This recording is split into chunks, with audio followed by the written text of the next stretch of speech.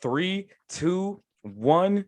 We are live with iCarly. Now, I'm just kidding. It's what you're getting into, the podcast by two boys out here digitally because we don't live in the same place anymore because we moved up in life. What do you do, baby? I'm Dion. And I'm Peyton. Shout out to all our people who still live in their hometown. It's okay to get out of your comfort zone. We both did it, and we both ended up okay. Yeah, the hometown's cool, except people who like did you dirty 6 years ago. Then you gotta see each other at the local grocery store all the time. Then you just like I don't know. Do you talk to each other or like? 'Cause I don't have those problems, yo. Like I moved out of my hometown at 18 in 2 weeks. You know, I might be different, but let me know if you relate to this. I will get more anxiety going to the grocery store in my hometown and running into people that I knew from middle school, elementary school, than I will going to a random city where I don't know anyone.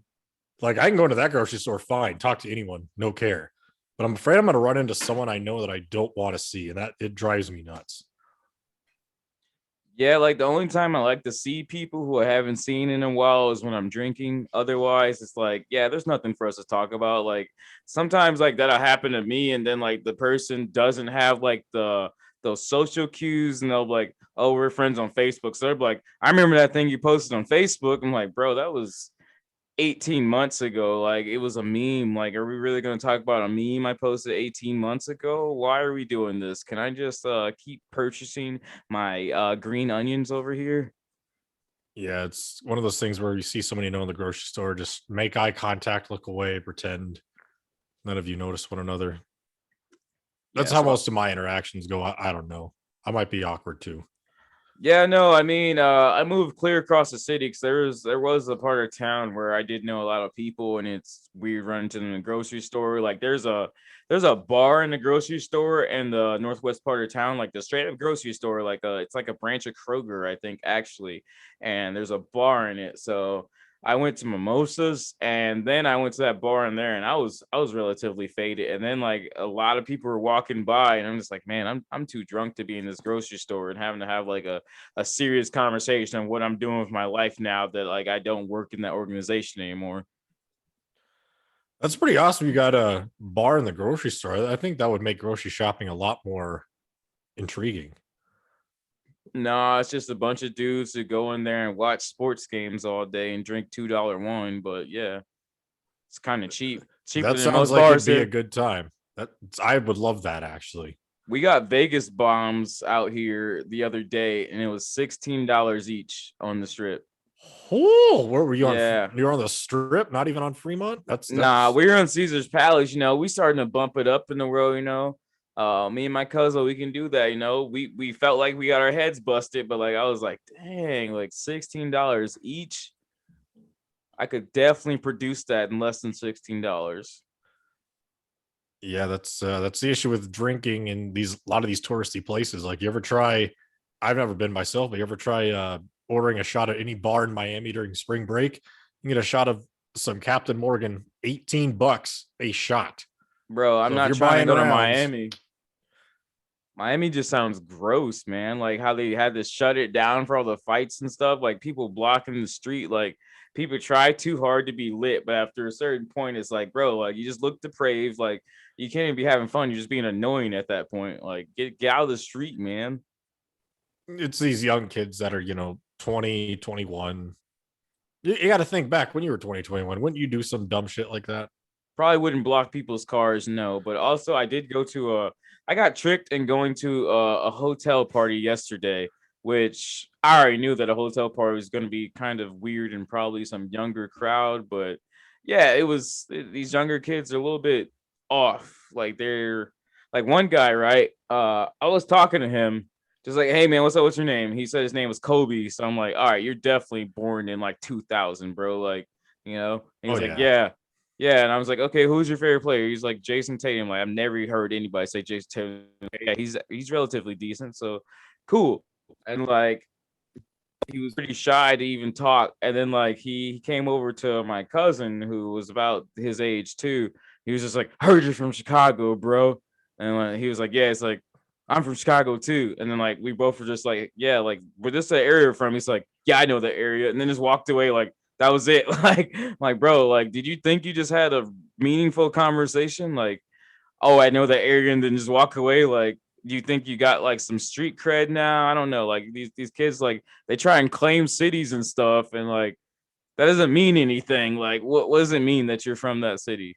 Especially a city like Chicago. Chicago's the third biggest city in the entire country. No. I don't know if it's even third. It's top five easily. So to say you claim this or you know that, no one knows or cares. That's it's really a weird thing to brag about. Yeah, like trying to brag about being from like a hard city. He's just like South Side. Like, if you're actually from Chicago, you would name a street. Like, if you're actually like Or a moving neighborhood.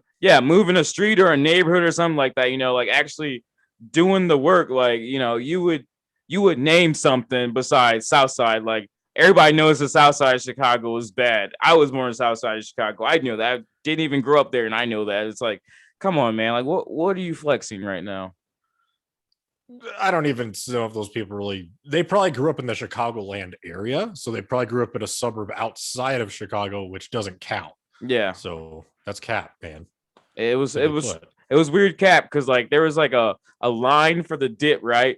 So this man walks up, asks the question. He was in line for dip or whatever. He asked the question. They just walked away. Like, bro, like you had that little social interaction. You forgot what you even came over here to do. Like, man, like these kids are like, there's other ones in there who are just like, we walk in, like we got invited in, brought up the elevator by someone who was already in there, and then someone's like, "Wait, who brought you in here?" Like, you opened the door for us a second ago. What do you mean? Like, it was just an odd place to be. I was trying to go so quickly. I will never, ever, ever, ever, ever go to a hotel party again.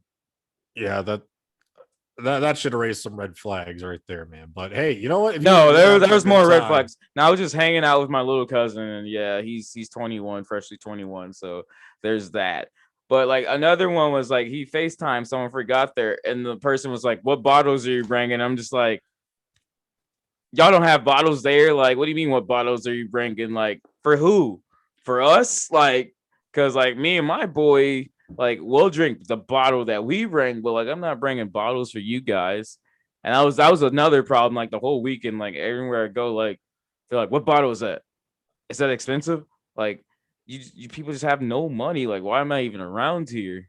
Like, it's not just having like a little bit, like you just have zero idea what things cost. Yeah, I don't need to be here. Like, it's like you're obviously getting your support from somewhere else. I'm at the wrong function.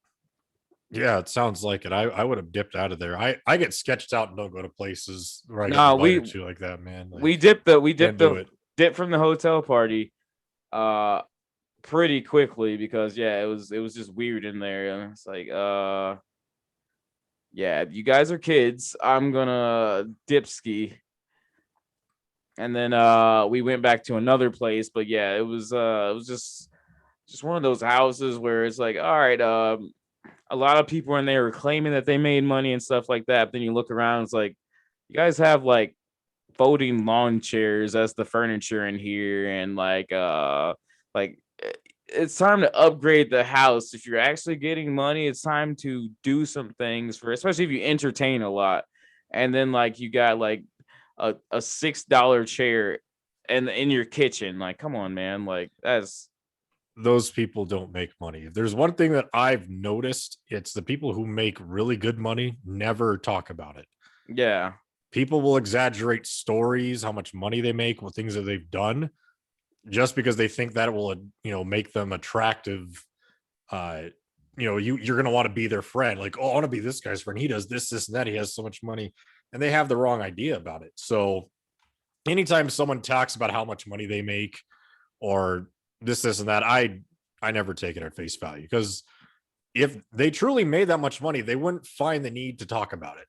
Yeah, It's just simply that. doing weird flexes and stuff like that. Just like I had that happen the other day where someone just like I was like talking about names or whatever, and then somehow like just out of nowhere just snapped and like I'm a professional streamer. I stream for a living. Just like what? How Oh how did we man. get here? Like how did how do we get here and do like, all right, since we're at an arms race now, do I run down my resume now? Like, is that what we're gonna do? Like, what's the end goal when you yell something like that? Like, okay, I do this for a living, and you're doing it in a very, very, very oversaturated market too. It's the thing. Like, there's no barriers to entry. Everybody started trying to do it since we had to stay at home last year. Like, all right, you're in a very saturated market, and he's like, I'm a professional. And I'm like, all right, cool. That's like saying I'm a professional podcaster now that we've done 3 podcasts. I mean, I would like to become professional, but like, if I don't know your name, then you're not a professional. Like, So he means he's a professional in the sense where he'll get some ad revenue, which is probably a check every month of about $2.87. So technically, he can claim a professional, but he's not making a living off it. Simply yeah, put. like, yeah, I would honestly like, I just didn't care. I was just like, I just responded with so, but at the same time, it's like, yeah, if I haven't heard of you or nobody else in the Uh, room is telling me that like, hey, they're a good streamer or something actually has a good stream, then like, it's like, if you have to go around tooting your own horn, it's just, come on. yeah, just cool story, bro. You should tell it again because it was so good. Yeah, I I just saw definitely like that. it. Yeah, I was trying to get the heck out of there at that point. It was just so awkward, so freaking just social awkwardness all around. I think the whole party was people who just stream and stuff like that and watch streams, obsess over streams. Well, And they probably don't have human interaction. It's all over an Xbox Live party or something like that. So that's probably why they're not used to that in-person kind of interaction, and they come across as awkward. yeah, no, like I can't even knock them. Like I walked outside, and I just saw something like there's a trampoline out there, and there's like 4 people standing around the trampoline, and they're just like a random person in the middle of the trampoline with like like in the cartoon of Batman where Harley Quinn wears a hat with the 4 things. Yeah, She was just gesture in hat. the yeah, she was just wearing that thing in there. I just like look and like I'm like, no one's saying anything. She's just kind of laying on a trampoline in that hat, and they're just standing there. I just turned right back around, walked back in the house, and just like tried to ski bop back out of here. Like I'm gonna go home and play video games, bro. Did you tell them that? Because I bet if you would have dropped that line, "Hey, I'm going to go and play video games," you would have had so many wonderful conversations just appear out of nowhere with all the attendees. Nah, they tried to have a conversation about like, number one, is Batman a superhero? And then they're like, can Batman beat up Iron Man? And then like I'm like, please let me leave here right now. I'm not trying to have a conversation about which superhero, like which fictional character can beat up another fictional character from a fictional universes that don't interact. Like that's too much for me. Yeah, that's people take that a little too serious. That goes along with Potato Head becoming genderless about a month ago, which is something stupid. I mean, you're trying to have a gender neutral potato, a fictional character. So yeah, that this whole arguing of fictional stuff, I could never get into it, which is one reason why I probably was like never into anime, because people who are into that sort of thing will argue, point to point, like who would win in a fight between Solid Snake and Sam Fisher, and they go really in depth about that sort of thing. I'm just like, guys, like, does it matter? Is your life going to change regardless?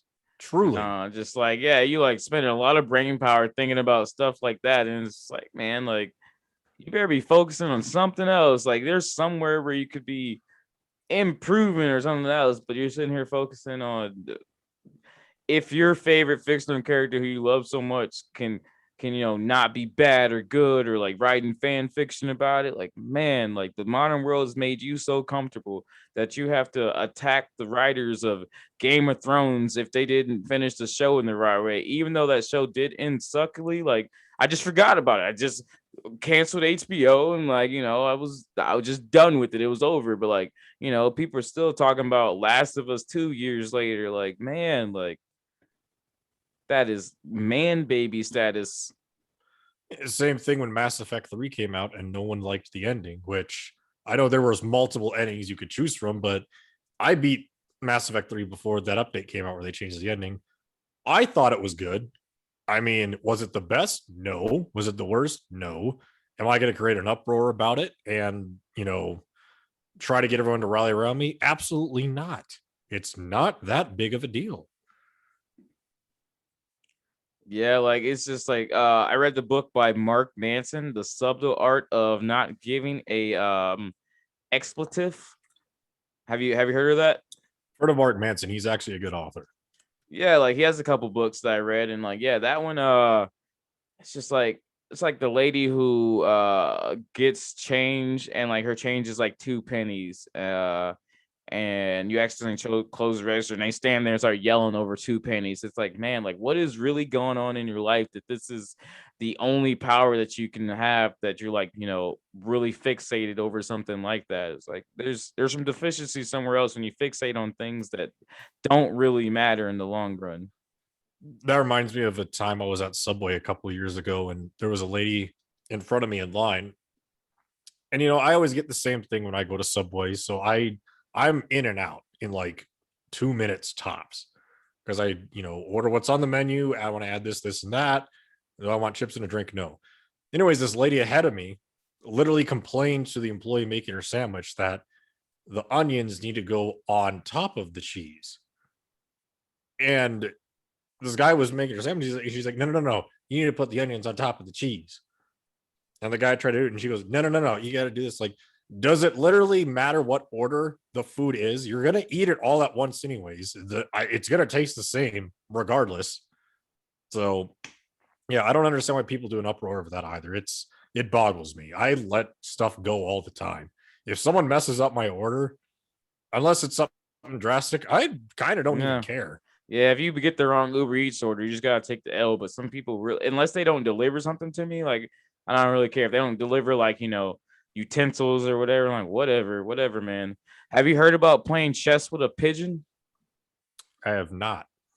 So you play chess with a pigeon, it's going to shit all over the board and then strut around like it won. So that means like if you argue with the stupid person, it's like a person who like has some weird fluctuation or whatever, like they're gonna think they're won at all times, even though they're not saying anything. Like that's a problem that I'm running into nowadays. The movie Idiocracy. If you haven't seen it, have you seen it? It Remember? was years ago. I need to rewatch it. Yeah, dude, like it was in 2005, and it's supposed to take place in like uh 2500, and it's like shocking like how far we've come in 15 years towards that, where it's like yeah, people are really this stupid. Like I was talking to dudes the other night, and they're just like, "What are you doing? What are you doing? No, what are you doing?" Like, we one of you guys respond? Like this is like, man, like can't even hold like a real conversation. Like it's like embarrassing.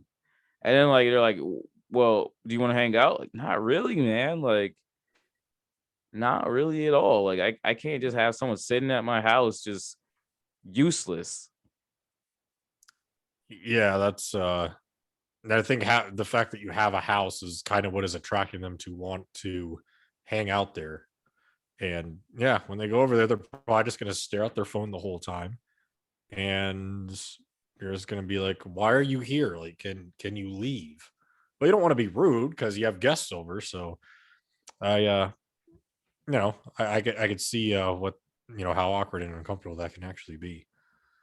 Yeah, no, I'm not letting that happen. Like people have been, getting my contact info lately, and they're just like, it's like Wednesday at like noon. They're like, I'm trying to turn up. Like, dude, it's Wednesday, bro. Like, you're hitting up the wrong person. Like, I'm sure you have other friends or whatever, and that's the thing too. Like, I should have known at the hotel party. Like, okay, there is 30 of you guys, and not one of you has a venue you could throw this at. That's embarrassing. Like, that's definitely embarrassing. Like, I think at our age when we were Well, younger, yeah, and they probably struck out. Yeah, I think they probably struggled to probably get an Airbnb or something like that, and they had to settle for a hotel. But yeah, even with that, if you don't have the venue, like don't like just take the L. Don't fucking get a hotel just to throw a party, especially in a time like this where we are still facing a pandemic and not everyone, especially people 45 and younger, have been vaccinated. I got vaccinated. Nice. I think I'm getting mine next month when it's my turn. So I didn't even know. Like I just ended up like checking and I called a number and they're like, yeah, you can come in tomorrow. I have to go back for a second shot in a couple weeks. But yeah, I went through the VA hospital. I was really one of the youngest people in there. There's a bunch of old people and me just at 7 a.m. in the morning getting shots. did you get the Moderna or the Pfizer? I don't know. I got the 2-shot series. I think it could be Pfizer, but I really don't know. It hurt a little bit. Like after 12 hours, like my arm hurt, but that's like with all shots. So It's it's whatever. typical. Yeah, everyone in my family, so my parents and my sister, they all have their vaccine, and they actually didn't feel anything until they got that second shot. And I don't know the terminology or what they're injecting you with in the shot, but it's something like they're actually shooting the virus, into that shot, and you have a reaction to it, and you have to basically sleep it off, and then the next day you'll feel better. Okay, yeah. Like I didn't I couldn't move my arm up for a little bit. The second shot might be, yeah. I don't know. I get it in 3 weeks and it was super easy to schedule. I thought it was gonna be a couple months where I got mine and I was gonna have trouble getting like because I'm sure they're gonna stop letting you travel if you don't have the vaccine and stuff like that. So Eventually. yeah, I need to get a passport so we can head out to Canada. What part of Canada? Oh, I got a friend out there who I need to go out there and visit. I think flights are British Columbia, I think. The only part that really would attract me to going to Canada is Toronto, because I heard it's like White Vegas, meaning like Vegas. it snows, and the kind of like a party scene and all that out there. I think that'd be cool. Everybody says every city's like Vegas, like Gatlinburg, Nashville, Nash Vegas. Nah, most people haven't been to Vegas. I mean, Vegas isn't that great. I like other streets with bars. Like New Orleans has a much better bar district than Vegas. Well, New Orleans is also really dirty and disgusting. So is Vegas. Well, I mean, I'm pretty sure if you compare the two, Vegas looks a little bit cleaner than New Orleans. I mean, all right, if you step okay, New Orleans is also like 400 years old, remember? And like if you step off one, nice street on Vegas, like they have the nice streets there. You step a little bit further and you're gonna be in the trenches for real. You're gonna have to start sprinting. Oh, yeah, and I, heard in New Orleans, and this is not even during Mardi Gras. This is just anytime you go there. There's certain streets you go there, and there's just drunk people passed out, like on the sidewalks. Probably not even homeless. Just they probably have an apartment. They just went out drinking one night, and they're just stop caring about everything. Just pass out, just chilling. They don't bathe. They just drink all day, just hang out in like a bunch of bums. Yeah, I can't be around that. I gotta be like, yo, I be watching the guys around me. It's like, oh, why are you turning up all day? Don't you have some applications to put in or something like that? Like, you gotta be doing something. Like, I'm just like, you just wake up, sit around for a while, then it's like, well, how can I go and get messed up today? Like, that's bruh. Yeah, and I don't understand. I guess when you're younger, it's a different story. But when you get to your mid 20s and beyond, bragging about turning up and all that, I don't get the appeal because you're literally dying. I mean, you're when you drink, when you consume a lot of alcohol, like you're basically punishing your liver. Yeah, and you're already slowly dying every day, and when you're not doing anything, you're living your life turned up all the time. So Yeah, yeah, you're just you're you're just dying twice. you're exacerbating your death, which I understand that some of us, I'll even admit it. Sometimes I need to drink just because, the stress of work and life, amongst other things. But I'm definitely not someone who does it every day. Hell, I don't even do it every single weekend. It's just when the time's there, I'll do it. But, if it's 12 on a Wednesday and I am doing nothing, It's not really something I'm gonna do. Is just say, hey, let's buy a bottle and turn up. Let's get litty. Yeah, buy a bottle and like yeah, back in the day I would definitely drink with the friends or whatever, drink a bottle. But now when I buy a bottle, it lasts forever and ever. Like they'll be in my house for months. Yeah, and I don't even drink hard at liquor like that anymore. I don't do shots. Shots are nasty, first of all. And if I do buy hard liquor, I'm mixing it with something.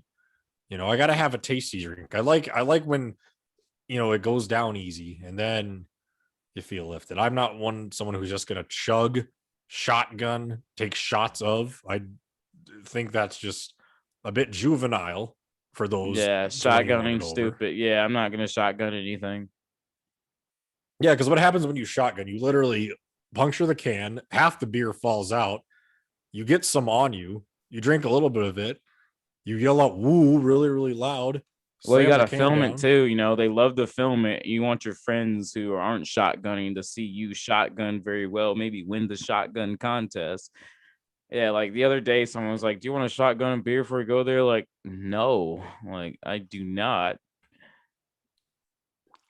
Like Yeah, you'll I'll sip event, on a beer. I don't yeah, want a shotgun one. you'll eventually get there if you're trying to get drunk, or if you're not trying to get drunk. So doing stuff like that is just gonna set you up for disaster.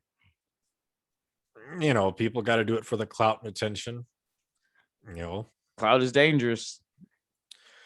it is, and that's why I don't mess with that sort of thing. It's why I try to be off any and all social media that exists and just live my life very in a very basic form. Where if I want to talk with someone, I can call them on the phone, send them a text. I don't have to show them what I'm doing, try to indirectly one up them, try to get attention. It's all social media is. I think I need to just stop responding to anyone who says what you doing. Like, if you're not hitting me up with concrete plans, like, yeah, you're too young to be talking to me. Yeah. And some people you try to hang out with them. They always want to do the same thing. Like they always want to go out and drink.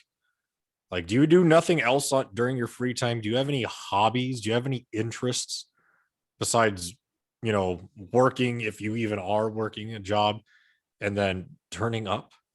Makes you wonder. No, no. And they're always looking for a place to go or someone to pay for it too. It's like, bro, like, leave me alone. Yeah, that's that one time many years ago when I had that one party at my house in my basement, a couple people were leaving. You're like, hey, if you're doing something like this again, hit me up. And I was like, knowing that I'm never ever going to hit them up. Now, if I do something like this, it's going to be, just kind of a spur of the moment type thing. I'm not going to plan this out and specifically invite you, person who's brought no value to this event, instead of just being an attendee. Yeah, bringing no value to event. That's the thing that like I don't understand that. Like when I was talking about the hotel part earlier, and the guy on FaceTime was like, "What bottles are you bringing?" Like the question is, "What bottle did you bring?" Like, and the answer was nothing. Like a lot of people brought absolutely nothing to that party, nothing at all. And it's like, man, like you younger generation don't know like the rules. Like, we would pool like our $3-4 together between 5 people and get the cheapest bottle we could, but we would still get something and bring something to the party. It's like they think like their presence is the value. It's like it's really not. You're really adding nothing, talking about nothing, and then trying to mooch off what's here. Yeah, and I mean, I feel like people don't realize that it's kind of a respectful thing to do.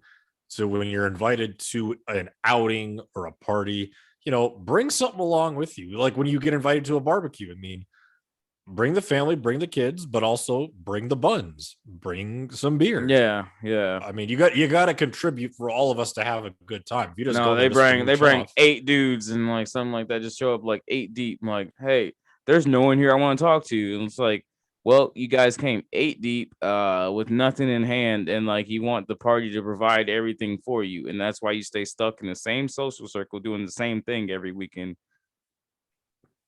yeah, some people got to will eventually, pull their head out of the rear end and realize that, the people that they're hanging out, well, let me backtrack a little here. They need to realize that you are a product of your surroundings. The people that you hang out with most, you're the average of all those people. So if you're hanging out with a bunch of lowlifes that aren't doing anything, what do you think you're gonna do? Are you think you're just gonna, surpass them and be greater than all of them? No, they're probably holding you down. And some people are not mature enough to realize that and to basically bolt out of that situation and go elsewhere in life. Yeah, man. Even if you do like get down with those, like you got to have your own goals or what have you, and like your own free time. You can't be around them at all times. Like I would like if I'm not living together with someone, I'm not trying to see anyone every day. Absolutely. And I have to turn down a lot of things when people invite me out, because sometimes I'll be down to go, other times I'm like, look, I'd rather be doing other things than just constantly hanging out with you doing just going out and drinking all the time. Like I'm good. Like I don't know if a lot of people, I don't know if even a lot of people's the right way to say it, but some people don't see that. They're just saying like, oh, we're gonna do this, and kind of hoping they'll have a good time, but they have nothing else to really look forward to. Yeah, they get offended when you say no too. Like I've had people just like I'm like, nah, I'm not gonna come out. Like that's clear across the city, or like that place is just a small local place. Like, why would I drive across city for it? And I get offended and like they'll be messaging me like 8 times in a row. Like, I'm not coming, bro. Like I just told you I'm not coming. Like, you're obviously not having fun there if you're just messaging people like come, come, come. Like, dude, like you need to go home too and find something else to do when you're doing things like that. Yeah, that sort of thing is it's first of all rude and super annoying. Like when you say no once and then they keep trying to like tug at you, like, come on, come on. You're just like, no, like leave me alone. Like now you're just getting annoying. So I absolutely hate when people do that. Yeah, it's weird. Like I'm like, why are you drunk texting me like I left you or something like that? Like, no, dude, I just messaged you back when you first made the invite. Like, if I didn't message you back, you probably would have left me alone. But since I messaged you back once, that gives you guidance to message me the whole night. Like, dude, it's not fun. Like, if you're coming out anywhere and you're dressed like me right now in sweatpants and like, whatever, like, yeah, like, no, you're too deep in the trench for me. You obviously don't care. You could have stayed home and did this, but like, no, you're coming out your house, like just bummy as heck to go drink, like, and you want me to show up to that? No, I have a lot of other things I'd rather do than spend money doing that. Yeah, I feel like that sort of thing's fun to do when you're like from ages 20 to 22. And then once you hit 23, that starts to slowly, dive down. Some people don't get out of that though. Like I know people in their mid 30s that still try to party like their early 20s, and God help them because they need it clearly. But I hope to God that's never me. Like I partied a good amount in my earlier 20s, and I feel like that phase of my life is done. Like You just didn't chilling now. party. You never partied. You didn't hit the Dougie, I tried. I mean, it's man. the effort that counts. I tried square dancing once, and I think some girl shoved me off the dance floor because I was so bad. But I still had a good time though. I didn't care. Like I Two clearly was stepping or having a square better. dancing. I had a better time than she did because I didn't feel the need to shove someone and be like, "Get out of here." I was having a good time, so I partied, man. Yeah, people who try to get violent and stuff, it's just another way of showing their kind of low intellect, or it's just like And you're their you, insecurity. yeah, you're quick to violence and like anger because like you don't know how to process anything outside of your paradigm or whatever. And nowadays it's a lot worse because I feel like when people who resort to violence like that, if it gets bad, they'll straight up just pull out their strap. And is anything really truly worth losing your life over? If you get in an argument with someone, and they're wrong, they're an idiot, and you just push them, and then they pull out a gun. Do you feel good that you really really went in depth in this argument, really showed this person and just kind of backed them down? And now look at what happens. you back them down so much that they have to resort to some sort of retaliation, and just so happens to be their strap. Yeah, that's why you gotta watch who you're around. You gotta be like, all right, this is some movers and some shakers. So maybe I shouldn't say anything wild in here. But you never know who can flip out. Yeah, that's why I don't mess with a lot of people. Like if I as soon as I find out that you know there's a reason I don't like someone, I try to avoid them. Like if you're someone who's really into guns and I notice you have an anger problem, I think it's you and I just steer clear of one another forever. Yeah, those gun dudes are weird. I've gone to the shooting range a couple times and I don't understand it. Like I have a gun and I don't use it, but like I mean, I guess I could have it for protection. I got that thing on me if I need it, basically.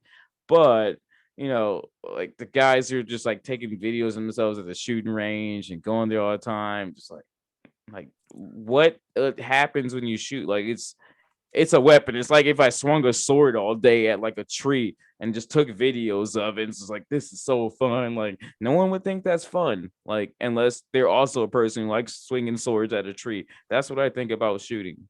Like without actually having to do something about it. Well, thing is, it's particularly in Colorado, people out here love their guns. And we just had another mass shooting on Monday of this past week. And since 1993, we have had 8 mass shootings. We had a mass shooting before Columbine happened, and we just had this one at one of the Kroger affiliated grocery stores. So I get that Americans love their guns, and I don't have an issue with that, but there's a huge issue with gun control and gun safety. I don't think is addressed nearly enough in this country. And some people you say, you bring that up to, and they're, you know, the hardcore gun nuts are going to be so against that sort of thing. And I don't even know how to have a conversation with them about it because, I feel like if I threaten them enough and or sorry, not threaten them, but, if we get so in depth to an argument, they're going to, probably lash out at me. And next thing you know, I got a guy pull out his gun and be like, you know what? Guns are good. And I probably, go number 2 in my pants if that ever happened to me. Like it's not that big of a deal, but to them, it's everything. It is their life.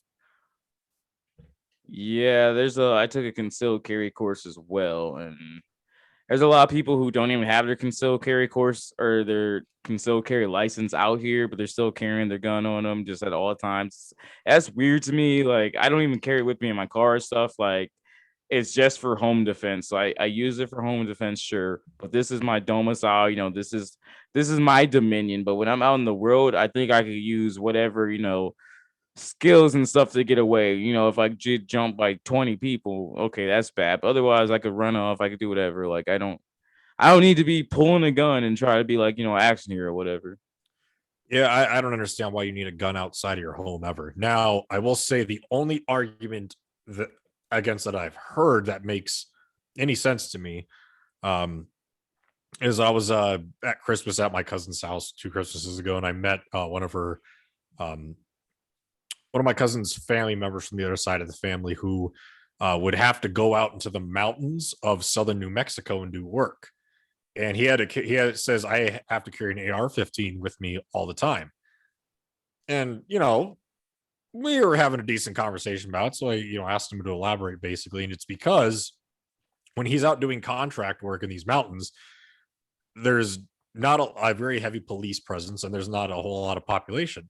So he could be driving his truck out somewhere in the mountains and 2 cars pull up, 10 guys jump out, and it's the cartel, basic or something like that. It's, basically saying, hey, give us your truck and all your tools. Well, if he's getting jumped by someone, I mean, he has to have a defense. He has to. So that I can understand. But if you're going out, to the grocery store, going downtown, going anywhere where alcohol is involved, bringing a firearm with you has got to be the dumbest thing you could possibly do, in my opinion. Yeah. And as a matter of fact, now that I just got reminded of this, so earlier this week, as I was leaving my apartment, I go down to the side door, which exits the building, so you're outside, and there was some guy who was uh, standing at the other side of the door, and it looks like he was finishing up a cigarette. So, I kind of open the door and I say, "Hey, excuse me." And I look down and I notice in his hand he has two plastic bags like he got groceries. I also noticed he had his gun like held in his hand downward. And I didn't realize it until I took a couple steps away and just it kind of registered to me like, wow, that guy just carrying his gun open like that. Like, how cynical is this person?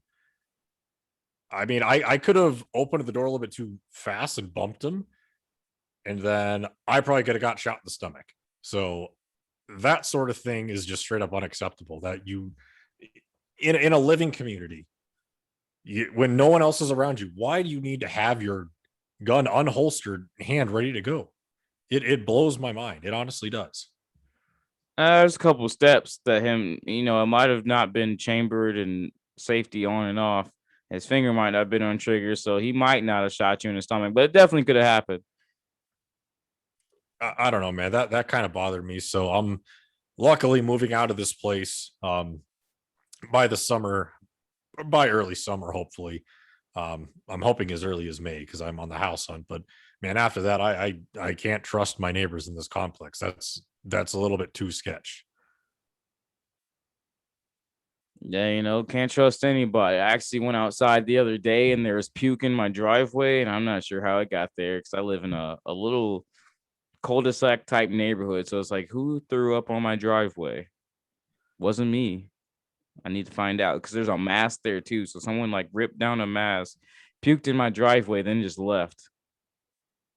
Oh man, I'm sorry to hear the things you have to deal with as a homeowner. It's really messed up, actually. Were you able to like hose it down or? I don't have a hose. Oh, I was gonna boil some water and like pour it over the puke, I guess, but I haven't gotten to that yet. But I mean, tomorrow I have the dudes coming to install my grass, so maybe I'll while they're working, I'll get some work done too. Having a are you? home is annoying though. Like you have to repair all your stuff. You can't call a maintainer anymore. So anything that can break, I promise you, the seller of the house is just gonna fix it up until like it seems like it works and it's gonna break within two uses. Yeah, that's pros and cons of buying a house or any sort of property. You have to deal with that sort of thing. Um, but now is a actually really good time to buy. And as we discussed before we started recording, with right now there's a boom nationwide because interest rates are super low. So everyone who can buy a house is trying to buy one. And the issue is that people are bidding on houses way over the asking price. A $450,000 house out here in Colorado will easily go for at minimum $512,000. And it makes it very hard to compete because you have your limit. Like, I want my mortgage to be this. I want the total house of my monthly payment to be this. And then when you find that someone, it's like someone from California, for example, is going to come in, make an offer way over the asking price, and pay for it in cash. And a lot of the times they're waiving inspections and other things because there's like, oh, a house, grab it. So it could have, a really messed up plumbing system, a whole entire kitchen floor that's been, you know, ripped up and everything. And these people are coming in and just buying them. It's crazy to witness.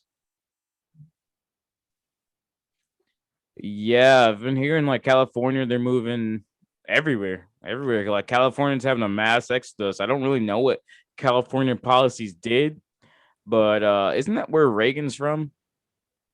Yeah, I believe so. And they said Reaganomics messed up. I don't know. I need to really look into it, but yeah, I guess like back in the day, you really could support yourself, even if you were working minimum wage or what have you. You could still uh get like a so home and stuff like that. so really, really good point you brought up about Reagan in California. So California has really strict gun laws.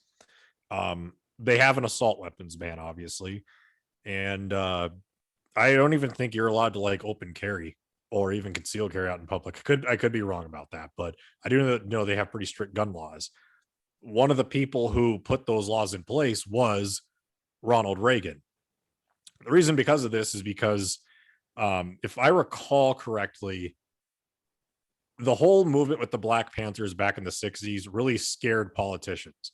I Oh mean, yeah, yeah. FBI, all that.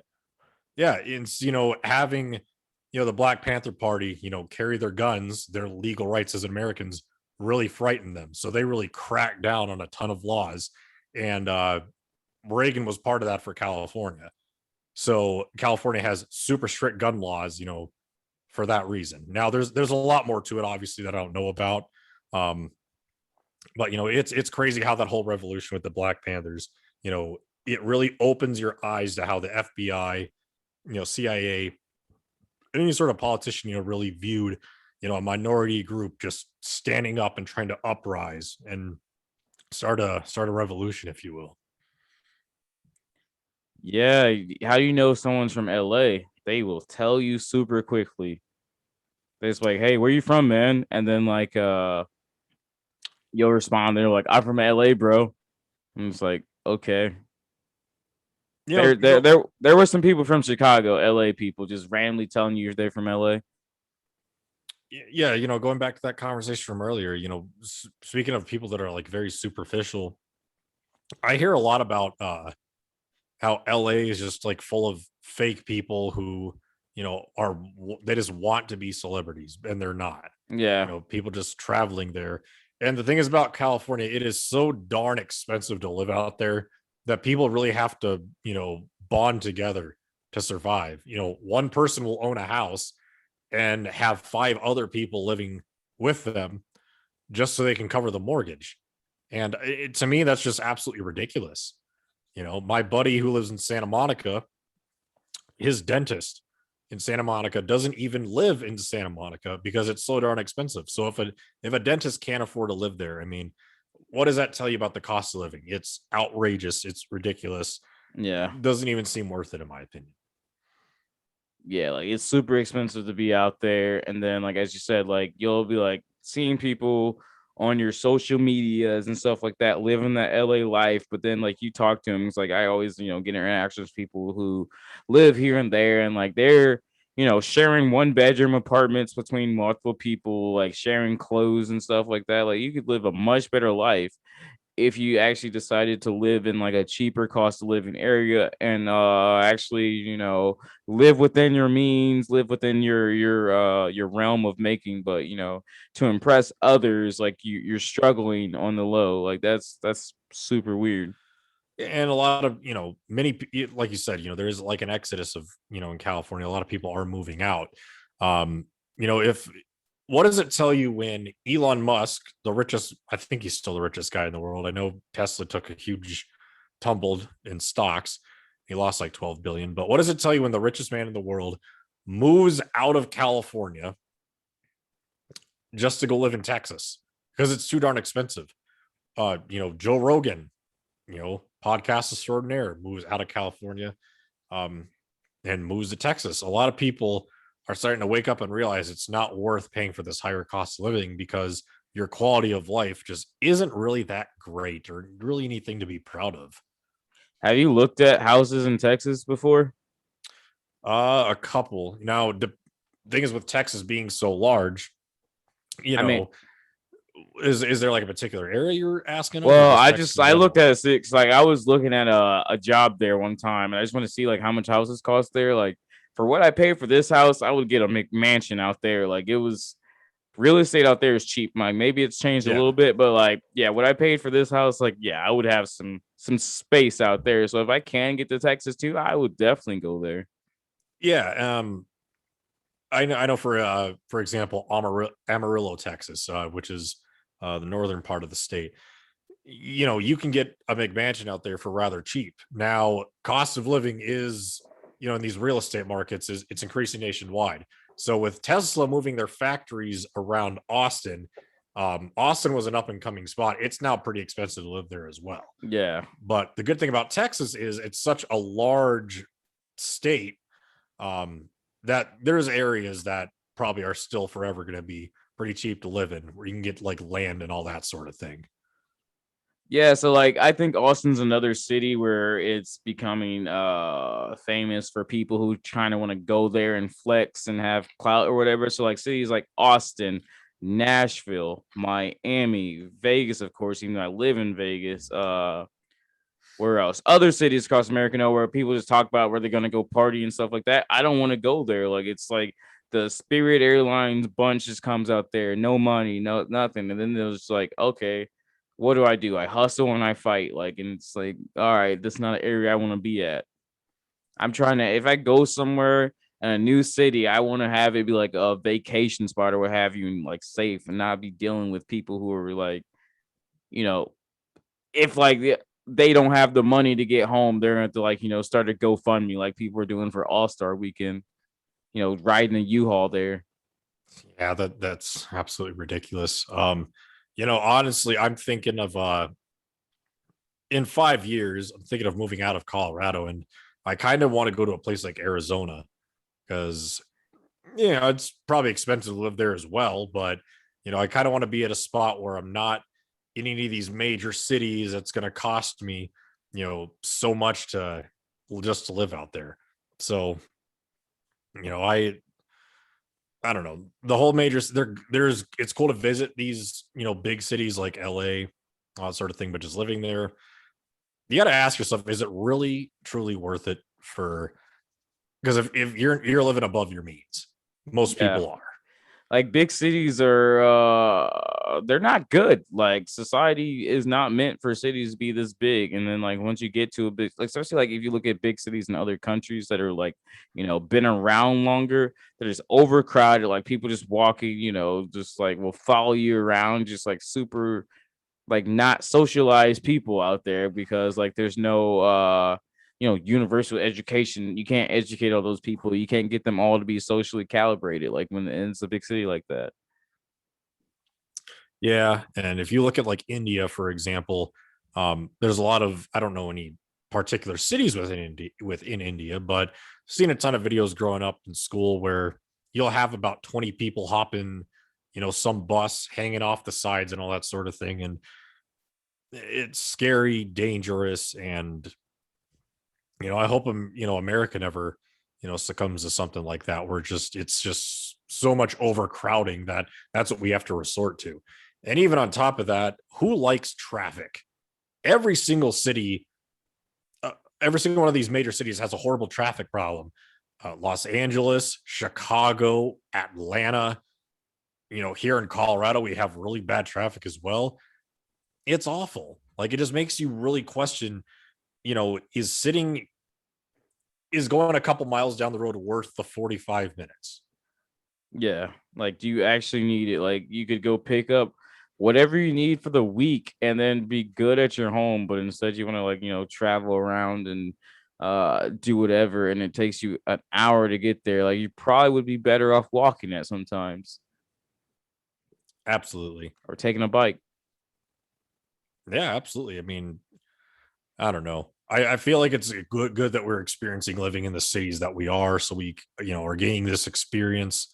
But I don't know what the heck I'm going to do in the future. I'm not going to say I'm going to keep living in the city that I am because here in Colorado, for example, more people are moving in than they're moving out, and that's driving up the cost of living. That's probably not going to change anytime soon. If it does, it's going to be years from now. Yeah. So something to think about for the future. Do you really want to live in a big, expensive city that you're going to struggle in and there's a ton of traffic? You got to really, make the mature decision if some people even get that level, I mean, if you they don't want want to to live in a continue. city where a lot of other people are struggling in too. Is the thing too. It's like where if you're surrounded by a lot of struggle, then it's like, all right, that people are like three missed meals from, or was it nine missed meals or something? A certain amount of missed meals from a riot, from just like going completely crazy. Like if people don't eat, they start doing different things. If they are seeing things that they can't have by their own means, they're gonna try and get it still. That's just how people are. So it's like you can't even like be around like certain people like if you can see like all right they're the wheels are turning in their head to try and like take what you have, then like yeah, I don't want to be around that at all. Yeah, absolutely. It's pretty terrible. So I don't know. I try not to mess with a lot of people. I try to keep my circle small and closed. No one gets in, no one gets out. Just kidding. People can get out anytime. I think that's how your circle of friends should be. You shouldn't, you know, hold them to any sort of standard. Just if you vibe with each other, great. If you don't, tell them to kick rocks. Nah, you gotta hold them to a standard, you know. So like they stick to like you gotta have your boundaries or have you know like so your standard of what you allow around yourself. If they want to bibbity bop off, that's cool. But like also like I'll fire some people if like they're doing the wrong thing. Well, yeah. I mean, I have friends where let me put it this way. So I got a friend who lives about 45 minutes north of me. I've known him for around the time that I've been living out here in Colorado, and he has 2 kids. So if I hit him up to do something and he's down and he flakes on me last minute, I don't really take it personal because that guy has 2 kids. He has more responsibility than I do. Clearly, if he flakes on me, it must be for something important. I don't really take it to heart. Now, if it's someone else who you know rather well and they do the same thing, or you're just wondering, what possibly is so much more important that you just need to flake out on me. Yeah, that can come off as a little bit disrespectful, Yeah. but for me personally, if I know you and I know you have other obligations and you gotta dip, you gotta flake on me, it is what it is. I don't take it personal.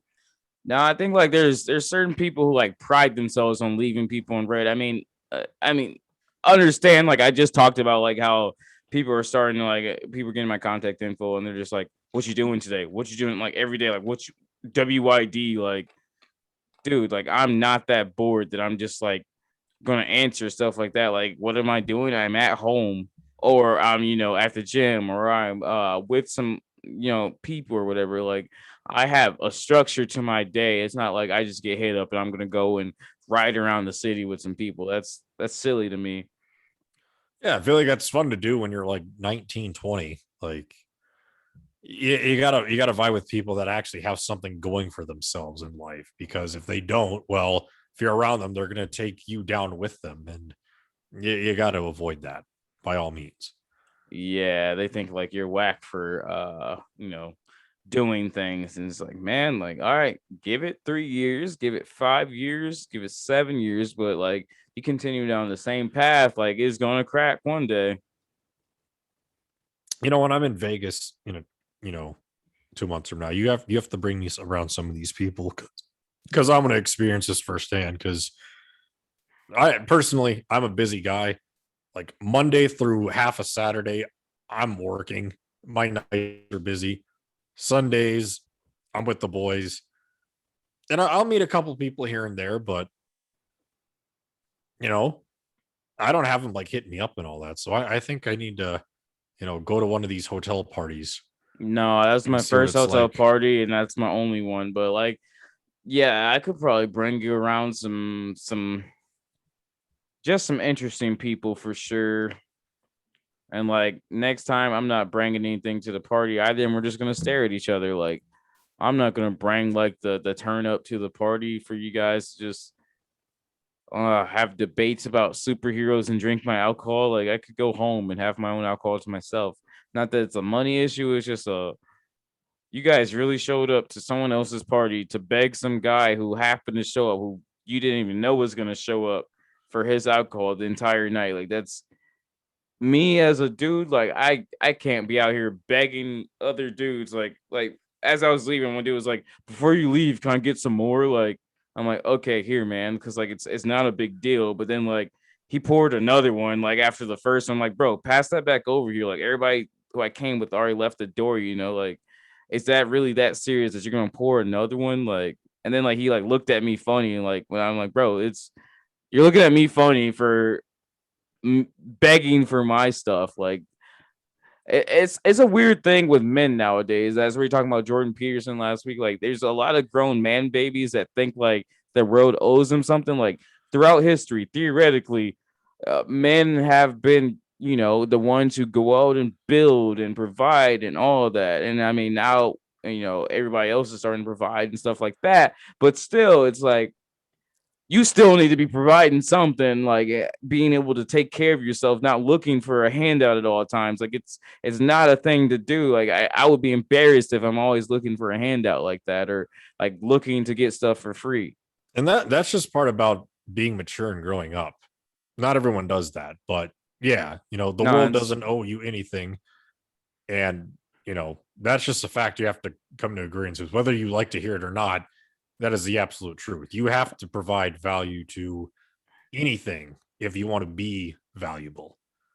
maybe it's just the city I'm living in, but the age where that ends, where the world doesn't owe you thing. Like I feel like I had that pretty down by the time I was 18, 19. So I was working from the time I was like 15 or what have you. So I had always had a job. And now it's like I mean like 25-year-old people who are just like, well, I know someone who's 32 who's just like thinking like, oh, it's everybody else's fault. It's everybody else not accepting me for who I am. It's like, no, you're not pressing forward and like, applying pressure to get everybody else to accept you.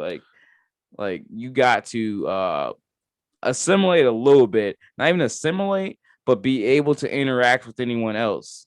And if like you're not having good interactions all day, it's definitely you. The sooner people realize that they are a product of their surroundings and they're in the position that they are because they choose that, is the sooner you realize it, the sooner you can make that change and you'll be a lot happier than life. That's what prompted me to move out here across the country to Colorado, because back in Indy, I had nothing going for me at all. And I got really down on myself because, I spent all this time graduating college thinking that, you know, I'm going to make something out of life. And then I got humbled like no other, realizing that, man, I am useless. I have to live life for what I want out of it. I can't expect things to happen. I can't tell myself, oh, if I, just keep working at it, just keep at it, just keep at it, things are going to change. That's not how opportunities arise. You have to create the opportunities yourself. Yeah, you have to fail forward.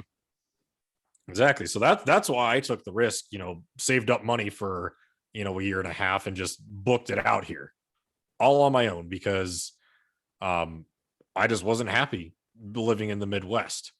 And I couldn't take it anymore. I thought I was going to go crazy. I was wanting so much more and thought I was deserving of so much more.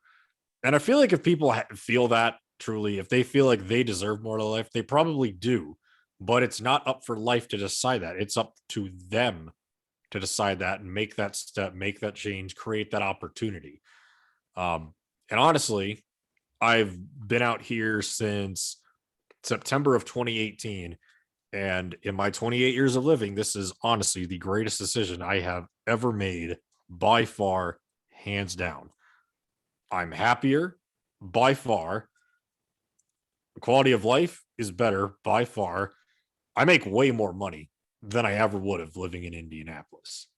Way more. Like it's not even really worth discussing. Like I don't tell any of my friends back home how much I make because of that reason. Because I don't want to come across as, you're all a bunch of losers, look how much better I am than you. It's just I had to make this decision for myself and I reap the benefits. And I feel like more people, and it's a maturity thing. More people need to realize that if they want more out of life, they have to literally be that catalyst that changes it all. Yeah, you definitely have to go. I like that even back in the day when we were way younger, you always had like a savings going and like you're able to like I mean, you worked that over time to be able to like start doing that and save like that. So I think a lot of people also think like they're going to be an overnight success, and an overnight success and always tell you that like it's just no such thing as an overnight success. You got to like put the steps in order. Like you had that goal for a year and a half to move, like a year and a half it took you of saving. Like a lot of people just refuse to put in the time, refuse to put in the effort. Like if they see a seemingly easy way to look like they're doing something, even if they're not doing it, even if like people call them out for it, like they'll still just try and take that seemingly easy way instead of just putting in the work. Like I'll tell people like because like everybody always wants to like talk to me about the gym or whatever. I'm like, all right, give me 3 months, and I bet you look a lot different. And then like they're like, all right, cool, hit me up. I'm like, cool. Like, I tell them like, hey, this is the location I go to. You live right there. Like, we could do this. You never hear from them again. You never do, because like they just, Yeah. yeah, you can stay stuck. And if you want to stay stuck, go ahead. Like, I'm not going to ask you about it again. Like, I gave you the offer. That's it. Like, I'm not gonna waste my time trying to pull stuck people out of the mud if they don't want to, if they're gonna like plant their feet, you know? Yeah, exactly. You know, when it comes to fitness, I think that's the best example. Um, of someone expecting those instant results. Like that literally cannot happen with fitness. I've had people, before as well. Like I've tried to, work out with them and then it will happen maybe one time and then just never hear from them again. You know, most people want to get a six pack. Very, very, very few people have a six pack. The people who do have one, well, they're constantly hungry.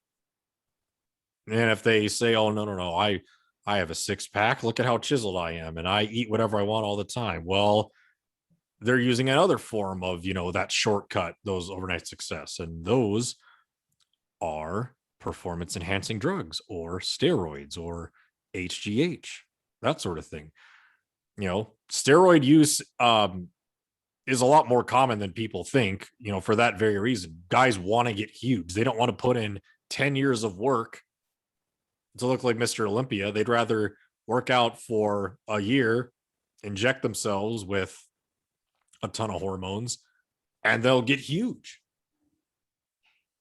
And Yeah, that and it's causes just a lot of issues.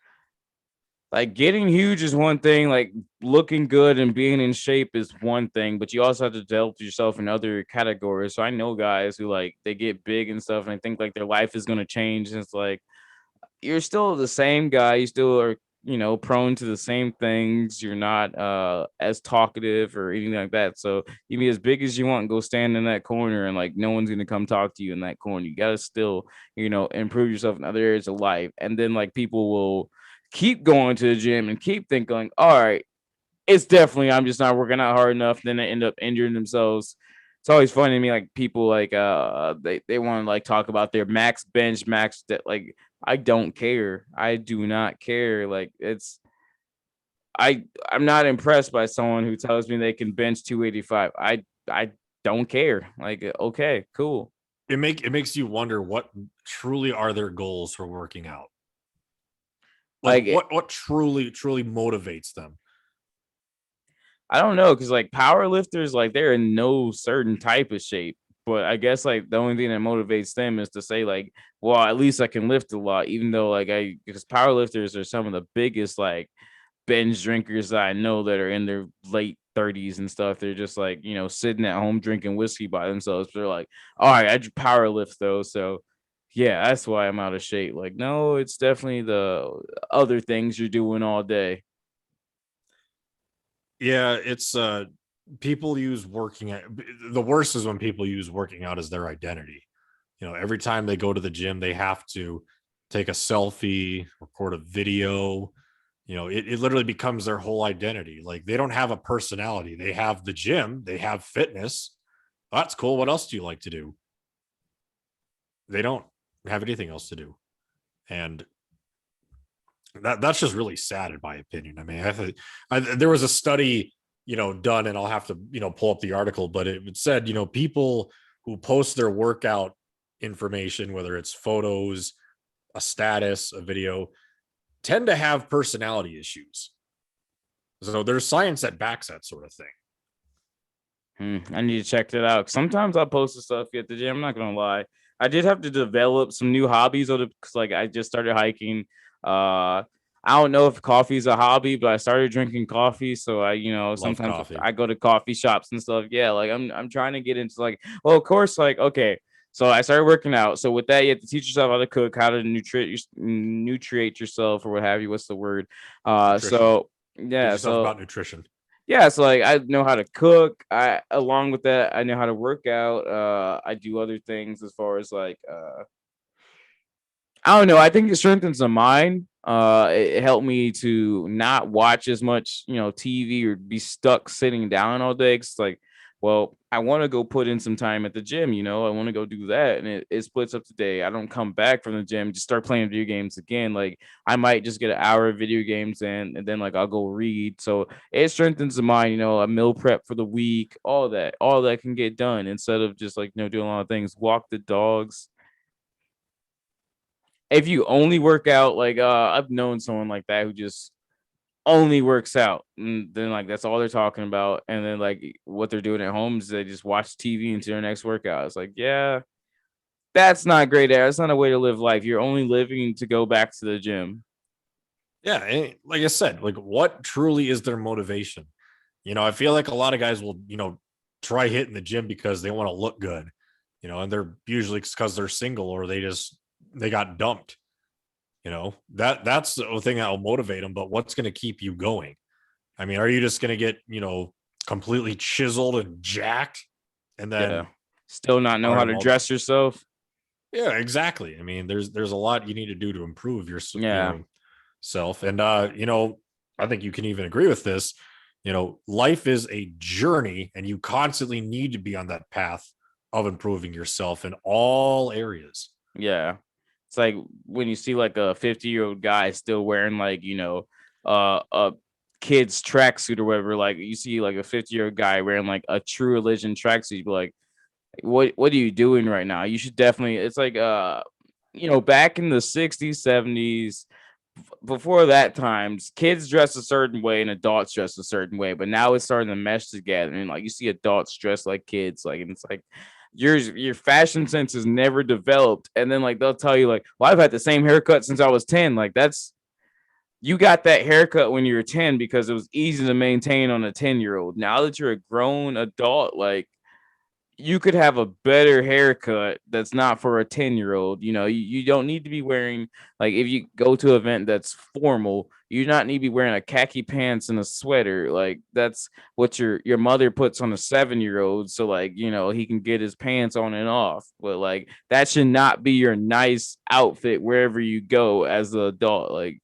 I myself have like, several gray suits, several black suits, several navy suits, some that are like, different colors and stuff like that. But uh, no one has suits nowadays. Like you can't go anywhere. Like you're just like, oh, I'm not good enough for this place when you go into places like that. And it's like, maybe you are. You probably are good enough for it. You just don't want to put in the work to like, mesh in there, if that makes sense. Like if I go into a restaurant and they have white tablecloths on the tables, candles going, I'm already going to have looked up the restaurant in advance and know like, all right, this is how I need to dress before I go in here. And I'm never coming to, unless I get confused and I'm coming straight from the gym or something like that, I'm never coming out anywhere in sweatpants. I'm not going to the grocery store in sweatpants. It's just like you gotta like know how to move about the world. So like if you do meet someone who is like your new boss or like someone who could be your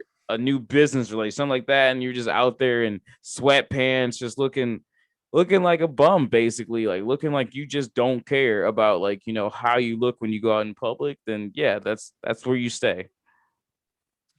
Yeah, absolutely. A lot of people don't develop a fashion sense. Even with that, a lot of people don't dress appropriately. Um, I went to some towing lot, a couple months ago because my car got towed because I didn't register it in my apartment complex. And I go there and I was, in jeans, Sperry's, my pea coat, just kind of just dressed normally. And the people that I'm standing in line with are like in their pajama pants. And I'm just like, God, I can't believe you and I are in the same position right now. Both bitching about our cars getting stolen, and look at me and look at you. I thought we were on such different paths in lives, and here we are in the same position. So I don't know. Yeah. And Probably then a like if no, bad I example get it, I just get it. used, Like but because like if you are dressed well in some place, obviously you get good attention, you get negative attention as well. Like people will be like, all right, this guy is, obviously someone who cares about his fashion, or like, someone who could be somebody in this place, like the manager or something like that, or what have you.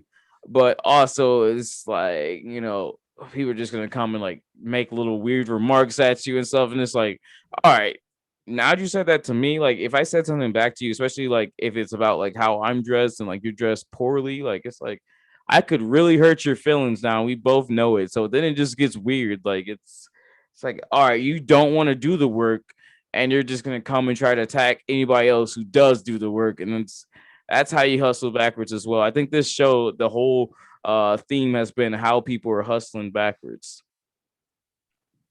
Yeah, absolutely. I know I tried to dress nicer, the older that I've gotten, and that really started to ramp up, around the time junior year of college slightly.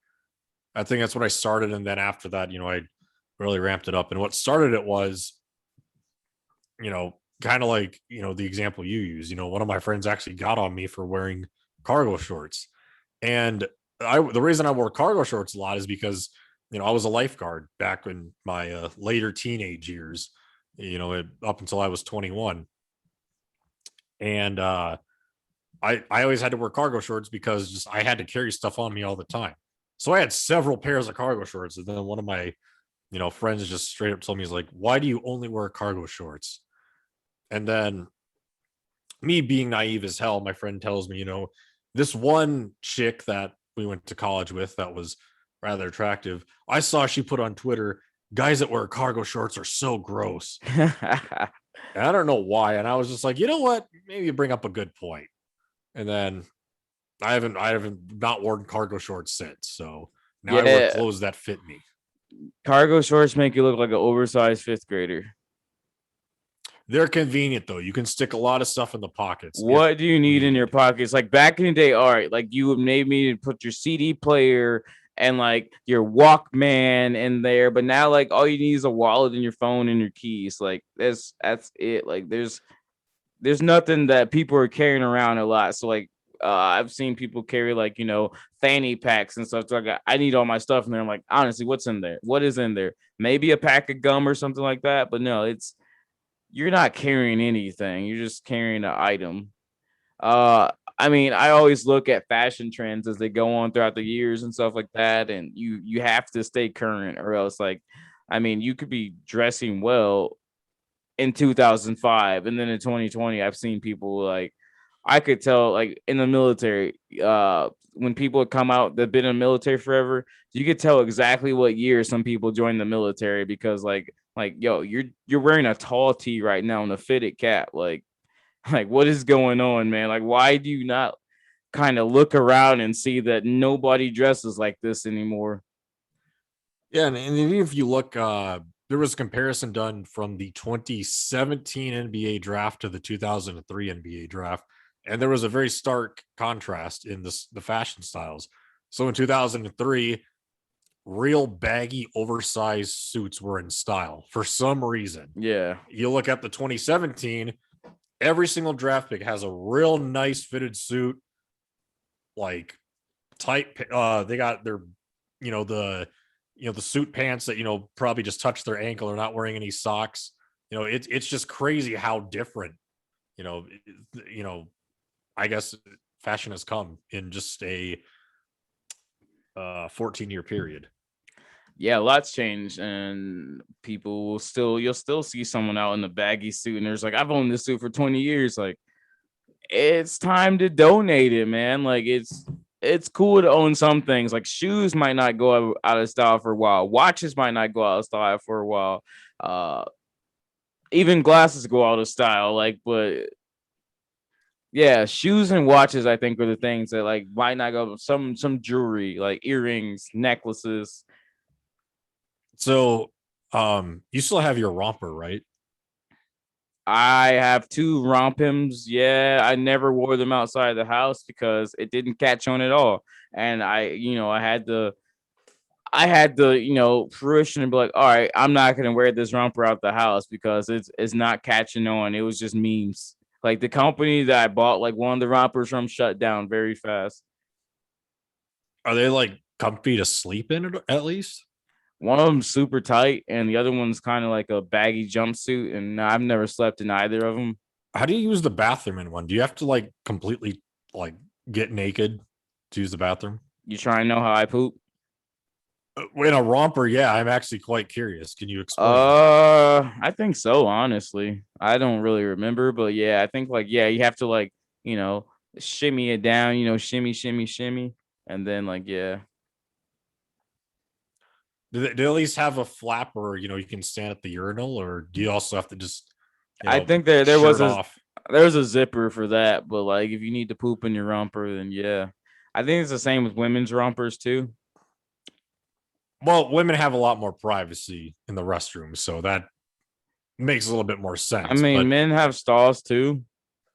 yeah, but most places you go to, there is the urinals typically outnumber the stalls. Would you like me to come demonstrate how my romper works at your house? I think I'll be back in Colorado in August, so like I'm coming there for my I birthday. So I like think your description was fine no, enough. I mean, I was just I curious will come because there and I will be wearing that romper for you and I'll pee in front of you. all I right, don't well, care. only if you promise to go out in public wearing it, because that's a fashion trend that you've followed, and I think I think I don't have the juice in Colorado right now. That lady's probably still angry at me from Valentine's Day. yeah, that was Colorado's really interesting. You meet some pretty friendly people out here for the most part, even on a Sunday night at closing time on Valentine's Day, dressed very skimpy, claiming that they have a man. But why are you here on Valentine's Day dressed skimpy if you have a man? Yeah, and then telling us that your friend is going somewhere, but also text your. It was just a weird situation, and that's if she was a little bit more genuine with a lot of things in her life, maybe she wouldn't be so disappointed. I just did like the venue. That was a cool place. I think Colorado's gonna be a lot cooler when it's warm. Like I do like it, but the last two times I've been there, it's been cold. So I think I need to check it out in the warm weather. Yeah, so basically, you want to come here anywhere from April until September. Weather out here during that time is absolutely fantastic. It's not during snow season. It's sunshine literally every single day. You'll get one rainstorm a year, and that's it. So those are the times you got to visit. If you visit, October through March, you're gonna have a random snowstorm that pops up, which kind of sucks. You'll have a random sub-zero temperature weather, but any other time of year, man, can't complain. Yeah, it's about to get hot here. It's getting there. I think by the time April rolls around, which is in like 3 days, so probably by mid-April, we're gonna start seeing 80s, 90s, and that's only gonna climb up. So the hiking time's over. It's all about pool season now. So enlighten me. What is this? I've only been to Vegas one time during the summer, and I didn't think it was that bad personally. What is your opinion on Vegas during August, July? Does the heat ever get unbearable to you? It's like about time to run to like wherever you're going to your car and then get in your car. Like I'm never gonna be running in 110-degree heat, which I could run in the winter. People actually die on. I just did this hike with like ropes and stuff like that. Like people will die out there before it gets hot, so the heat will definitely kill people. Um, you could go hike up at the mountains. It's 20 degrees cooler and it's still a little bit hot up there, but yeah, it's deadly out here. There's open desert, exposed sun. Like it can definitely take you down. Very interesting to hear. I say that because I bring up Arizona again. Someone who has ambitions of potentially living there one day. I've been told that in a place like that, there's literally homeless people that medical personnel have to, give medical attention to because they'll get third-degree burns from just sitting out in the sun. And apparently, I suspect Vegas is really no different climate-wise. Yeah, Arizona's a little bit hotter. I think there has been times where a homeless person has perished by just laying outside. It's hot. Uh, I need to experience it again because with me being born in the middle of winter in Minnesota and living in the Midwest my entire life, and even out here in Colorado when we have our snowstorms, I've honestly have had enough winter to last me a lifetime, and I'm over the snow. I mean, snowboarding's cool. It's fun. It's also super expensive and a headache, and that's what draws a lot of people out to the mountains and all that sort of thing. That's cool. I get that, but I don't really care for cold weather. I'm over it.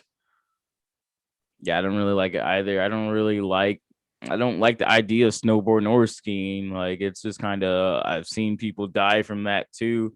I'm not the most coordinated person, so I'm not trying to slam into a tree just to learn how to snowboard in my late 20s. Like, I think I'll just forego that one. I want to learn how. It's a very expensive hobby too.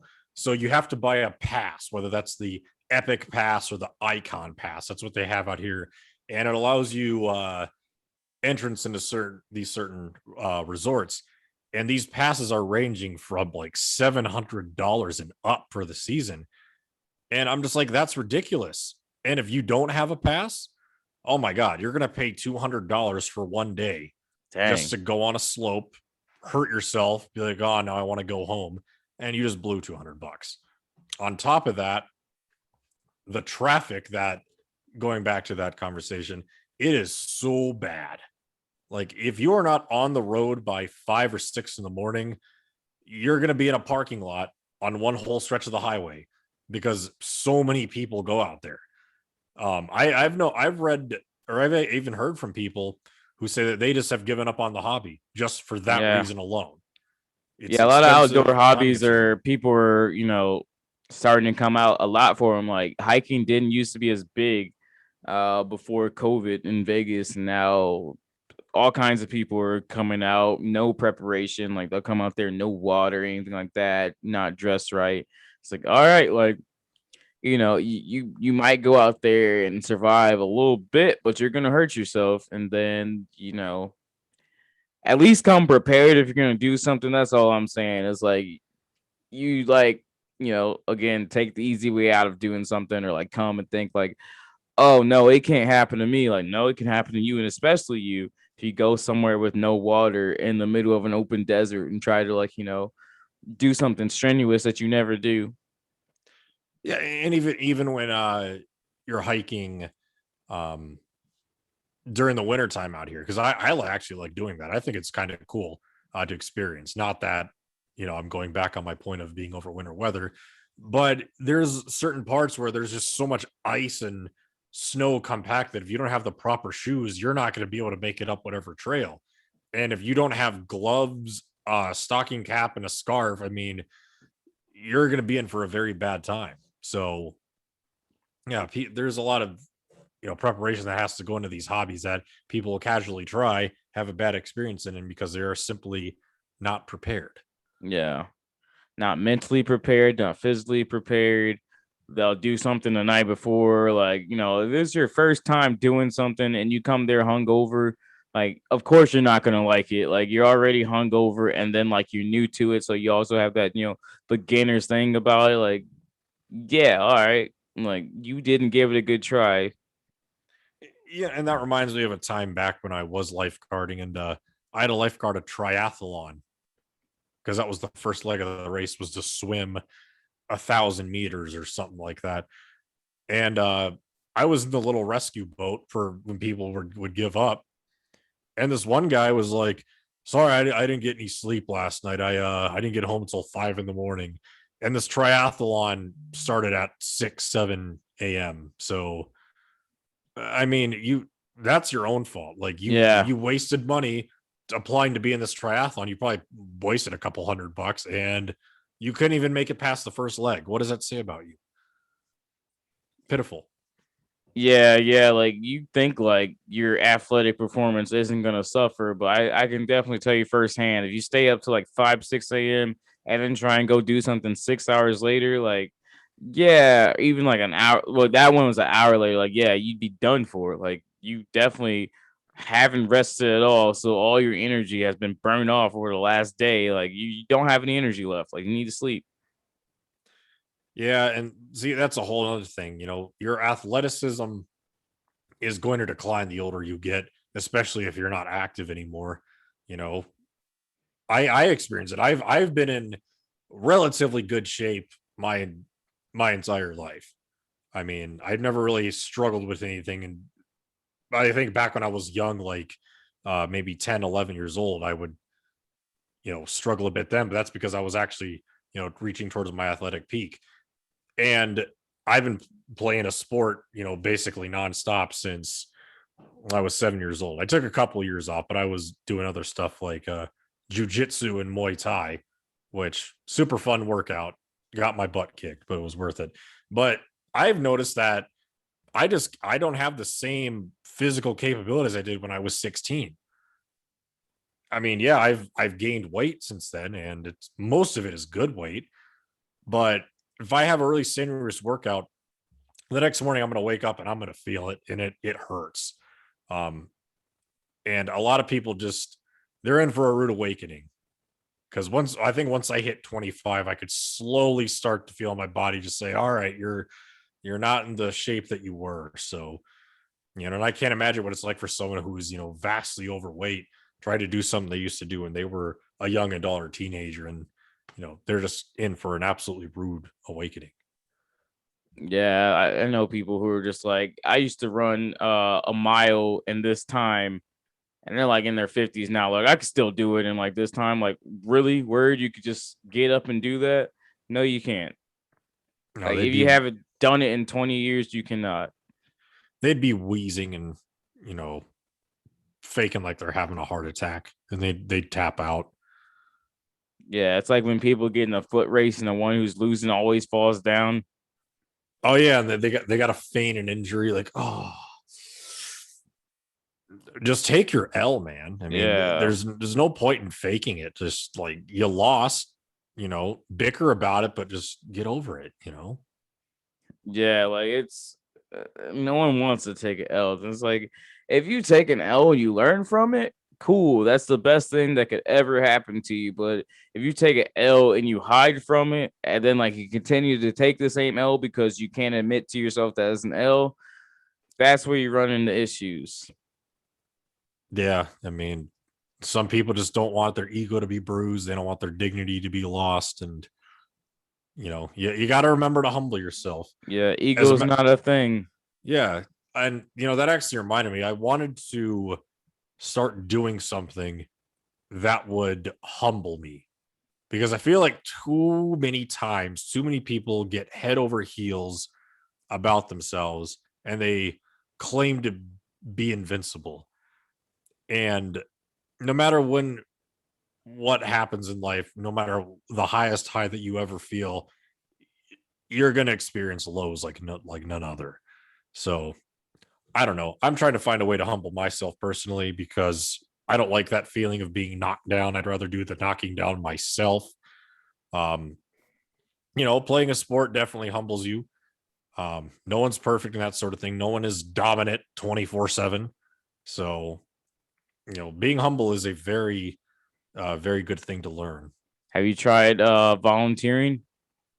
I have not, and that's actually a good idea. I don't think I've ever volunteered for anything Some of it's not using my bad. own Like will. one time I built a playground. Other times I never want to go to like a soup kitchen because it just sounds again like I might be fouled to my car or something like that. I'm like, yeah, I'm not gonna do that. But there, you probably Google it and like look for volunteer ops in your city, and they're really not that bad. They don't have you doing too much, and it's pretty good. You meet some other people who are a lot of people who are like serial volunteers, and they're just interesting to talk to. I do it. I would have to do like a volunteer event quarterly while I was in the military. So like, yeah, uh, cleaned up parks, stuff like that, and you work with some of your coworkers, but there's other people out there, and at least you're talking to other people doing different things that you never would have met somewhere else. That's another cool thing about volunteering is you meet other people who are in your city but from completely different walks of life, probably not living the same life you're living at all. Yeah, that's a good idea. Actually, I think that's what I need to look into because volunteering is uh, a good thing. From what I've heard from multiple people, a lot of people who said they have volunteered something have loved it. So I think Yeah. I need to do that just so I remember to be humble always. Yeah, I volunteered one time for about 50 hours to do like the drunk cab on base where you like call the number and then someone comes and picks you up. It was weird because like they'd call you and then they'd be on the strip or whatever and like it's like 30 minutes to get there. And then you get there, they're not there most of the time and they're just using it as a free ride. Like it's supposed to be a last ditch effort, but people are using it as a free ride and then like they'll go away. So yeah, I never really actually picked anybody up from it, but yeah, it was a resource that was there. And you did this in the military? Yeah, Hmm. you'd work like shifts from like 11 to like 5 a.m. or something like that, for instance, and then like yeah, you would just whenever someone called, you were supposed to go pick them up. That's actually a pretty good opportunity. I don't know why people would just call you and not be there. That's So seems like kind of that just defeats the purpose of the whole thing. But well, I think one of the things that was wrong with the program was they had us sitting like in a room until we got called. And it's like, well, maybe you should like Uber has the people around the city and stuff, and like, they're usually calling to get picked up from the strip or like that area. So like probably should have the drivers like stationed down there somewhere and then like have them move and then take them to wherever the heck they're going and then like yeah, come back to some central area. yeah, that's I don't know what I'll have to definitely look into opportunities to see what I should volunteer for. But I need to do something. I need to remind myself to always be humble because sticking up motivational quotes in my house just seems like a very basic thing to do. Yeah.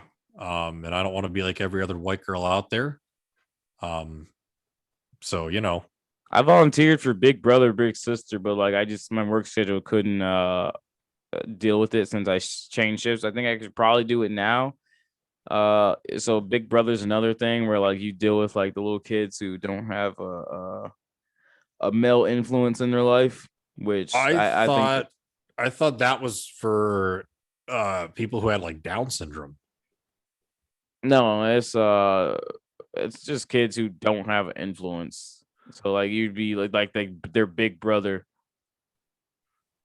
But Okay, you could get interesting. it. You could get a kid with. I mean, I don't think they exclude for people with Down syndrome. It's just like So that kind of bothers me because when I was in Bloomington, Indiana years ago, I noticed this one guy brought his uh someone from the Big Brother Big Sister program, and this person had autism or Down syndrome, something. They were on the spectrum, and was bringing out with them to a bar, like inviting and like dancing with them on the dance floor. And I just thought that was like I know it's a kind gesture, but it seemed pretty awkward. Like I don't think that person wanted to be there. I kind of got the impression they were just kind of getting drugged out there and just kind of like, well, this is new. I mean, oh, I don't think your big brother or little brother will be that age. They're usually like elementary school kids, so you shouldn't have that issue. interesting. I don't know, man. I'll have to look at an opportunity where I probably build something then because just like take a weekend and volunteer. I don't know if I got time to deal with raising a younger kid because You could edit this podcast, edit the video and like do that. I I'm could all, volunteer for that. my I video don't. editing skills are trash. Well, I have a degree in this sort of thing, and that's not going to humble me. That's going to remind me of I paid $20,000 for this skill that I could have learned on my own with YouTube, and that just infuriates me and drives my ego. So that'll give me the opposite of effect of what I'm seeking. Your entire 4-year degree only cost $20,000. It probably costs more than that. Because USI was a cheap school by far, and I'll have to look into that. Like, I didn't get a refund check every semester like a lot of other students did either. Because I had, I don't know, You it had a didn't you cost had me a a whole lot. baseball scholarship. You had all of that. Oh, and I didn't have baseball. I would have killed for that, absolutely. But I just enrolled in USI, and In hindsight, I would have chose somewhere else for college. No disrespect to you. I know that means we would not have met, but just looking back on that whole experience, I don't think it was worth the money. That was the first place I met people who were just like that school was kind of like a second chance university too, because like I probably shouldn't have gotten into college. Like my GPA in high school was 2.1, but I did score pretty decently on the SATs or what have you.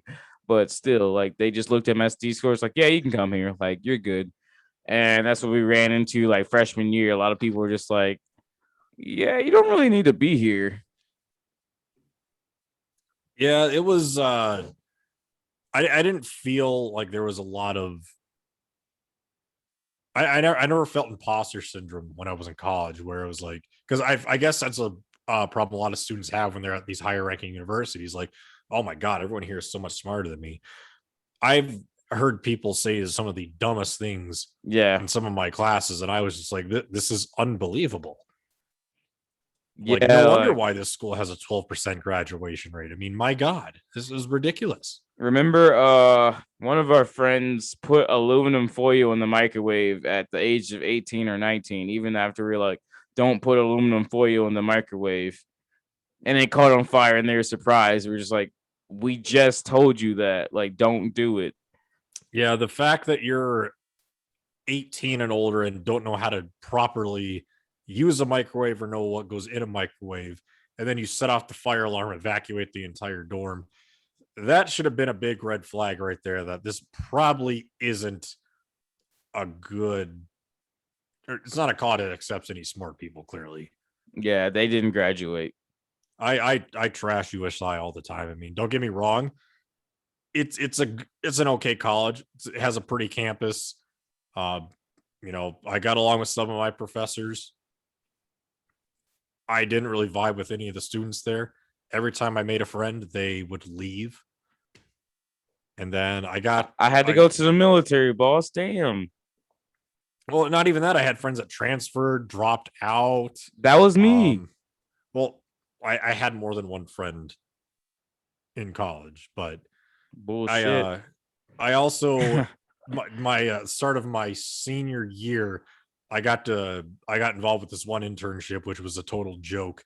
It was for a YouTube channel, and these people just kind of pulled me in, and me being a very impressionable individual who just turned 21. So actually, no, this was the start of my second semester of my junior year. Oh, was that one show? What was it called? Like the Gretchen Show or something? The best day ever with your host Gretchen Irons. Man, I got stories about her and her co-host Mikey J. Those two were such narcissistic egomaniacs, and I don't think their combined income was north of $20,000 a year. So, but me being 21 thinking I'm getting all the experience I possibly can, thought it was a good idea.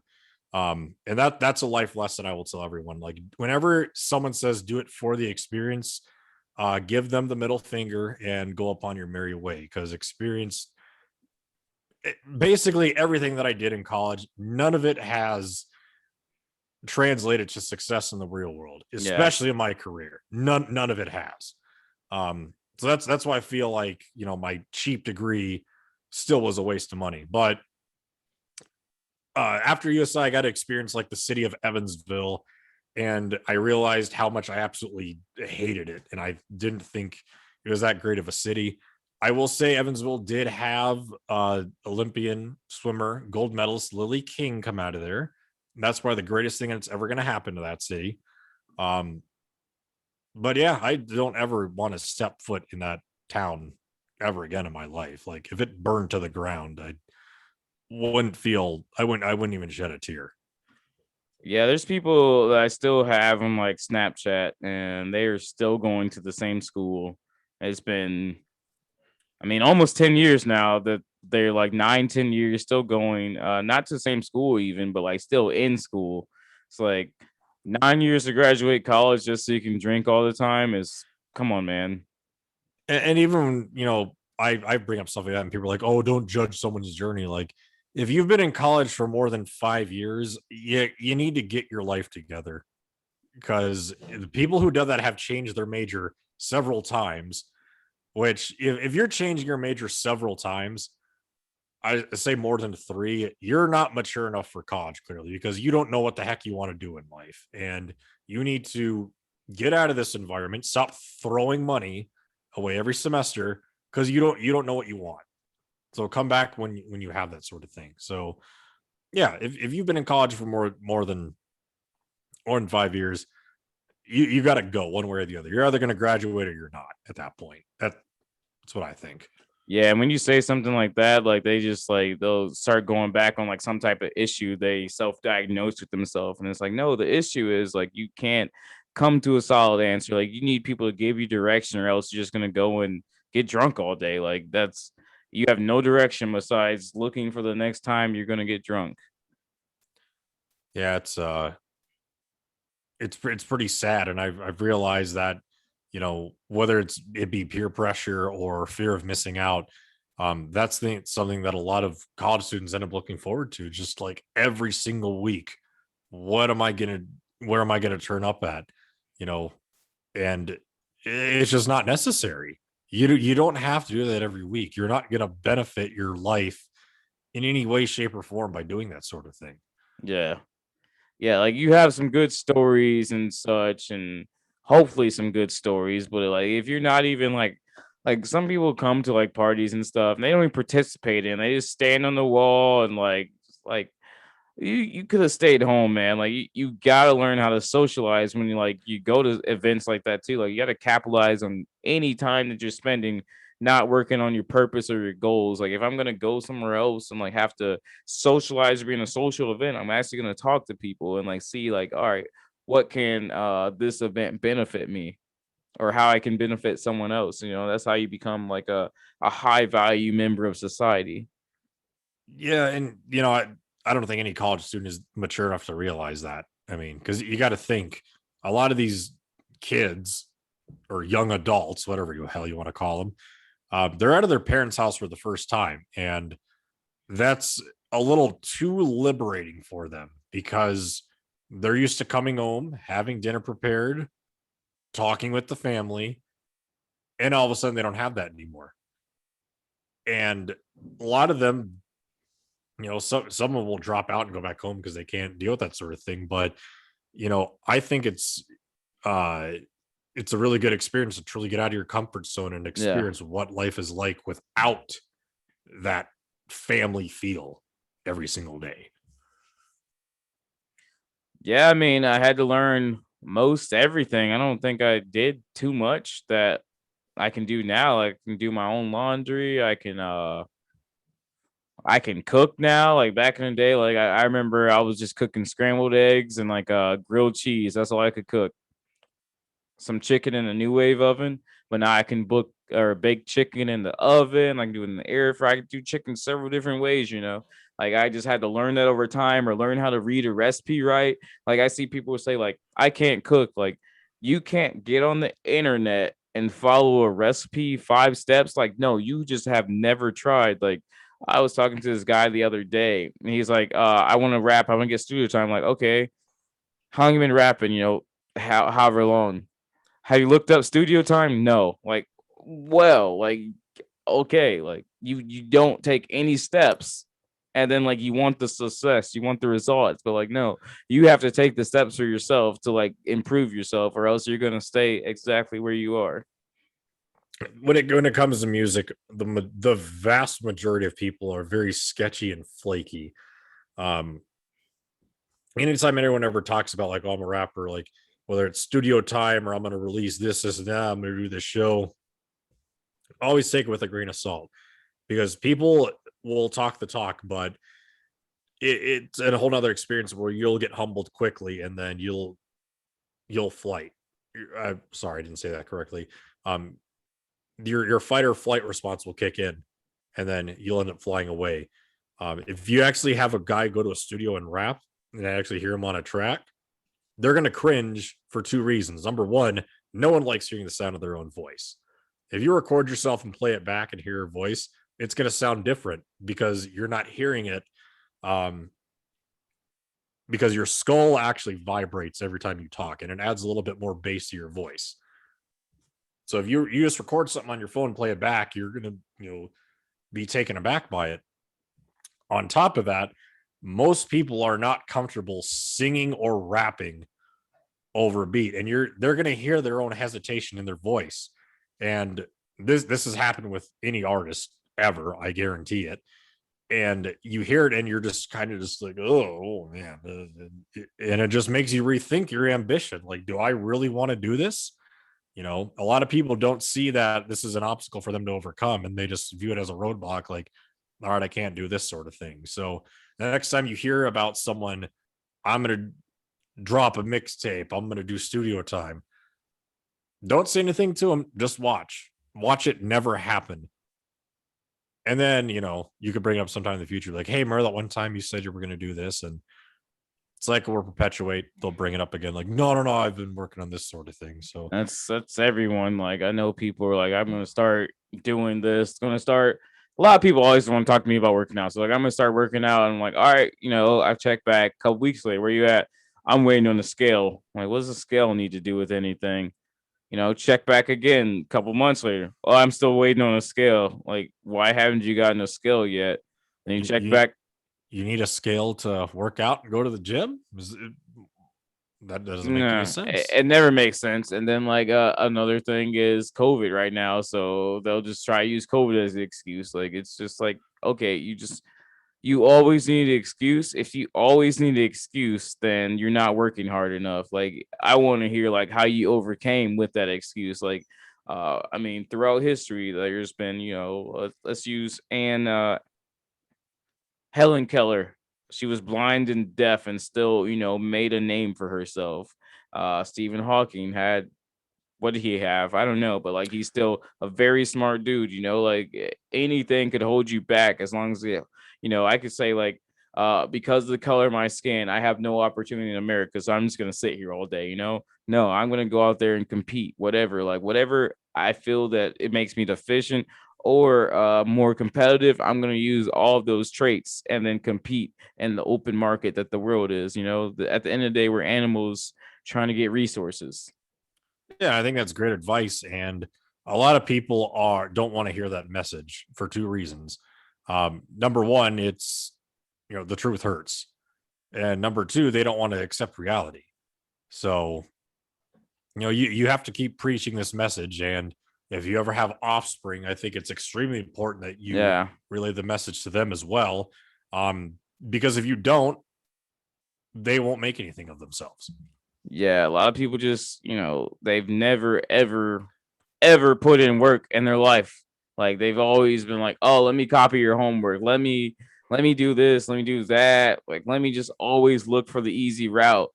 And then like, you get around people who aren't taking the easy route and they're just like looking at you like, "Man, what are you even doing?" And then like, they just get frustrated. Like, once someone actually can like actually ascertain what they're doing and how they've gotten through life, like, it makes them mad. Like, it's like, I don't know why you're mad at other people who like just say like, "Hey man, like, we can see like what you're doing right now." Instead of like putting in the work, instead of just like going and putting in the hard work, they just get mad at other people who are like, "Hey man, like, that's not the way to do it." And that, like, you're taking the easy route. Yeah, absolutely. Nothing worth having in life comes easy, Yeah. you know. So yeah, it's absolutely true. And every easy route that you're going to experience is going to have some sort of consequence later down the line.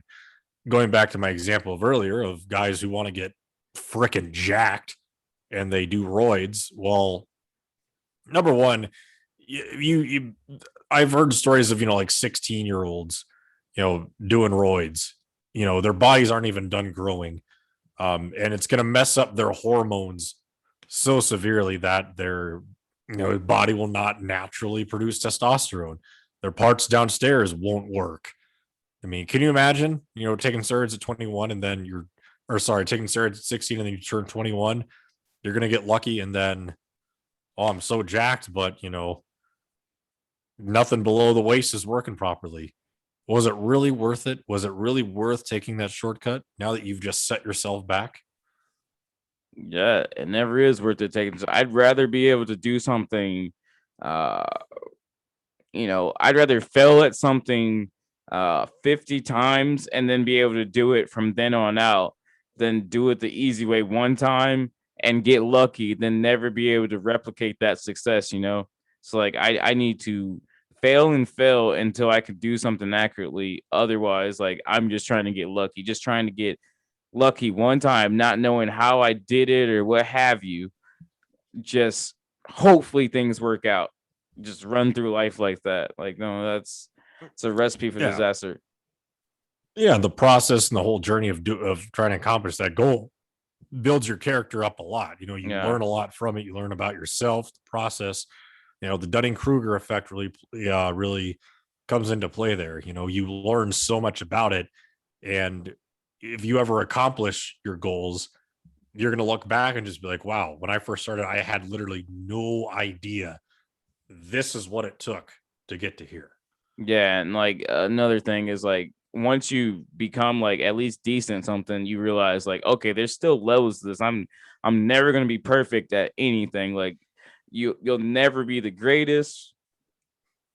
Like maybe some people will, but most people will never be the greatest. You'll be above average at thing, or you'll be average. You know, you'll be on the bell curve, which is cool. You might be one standard deviation up, one standard deviation down, but you're usually on a bell curve. You're never going to be perfect ever. Yeah. And when you're the best at one thing, you're probably just the best for that one moment. You know, stuff can change and someone could surpass you. You know, competition is what, builds people, and men are known to compete. So, and that's kind of how society has come to how it is today. You know, it's men actually, and I'd love to have this conversation with a feminist.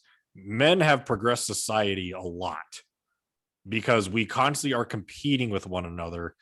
Um, we're trying to outdo another, and it has got us very far. Now I'm not at all downplaying women's contributions to society, but the reason we have progressed is because competition. People are competing. Yeah, now we have women coming up on the world stage though, as they start come moving in the career field over the last 50 to 80 years. They started moving into the work world, and like they're moving up there in the careers. And then we have dudes who are not as hardworking. Like women will go to you remember college, and like women came there and most of them were pretty serious about their studies and stuff. And then you look at dudes on the other side and they're kind of lackadaisical, and those are the ones that showed up to college. Like now I'm seeing like younger kids who didn't even go to college, and it's just like, what are you doing all day? Like honestly, like you haven't attended formal school in several years. You probably had your phone all day during formal school, so you didn't learn anything, and you're socializing with the same people every day. Like it's as not good for your development at all. Still a man, baby. Yeah, exactly. And going back to my point before, it's important to push yourself out of your comfort zone for that reason. Go out and do something that scares you. Take a risk. You won't regret it.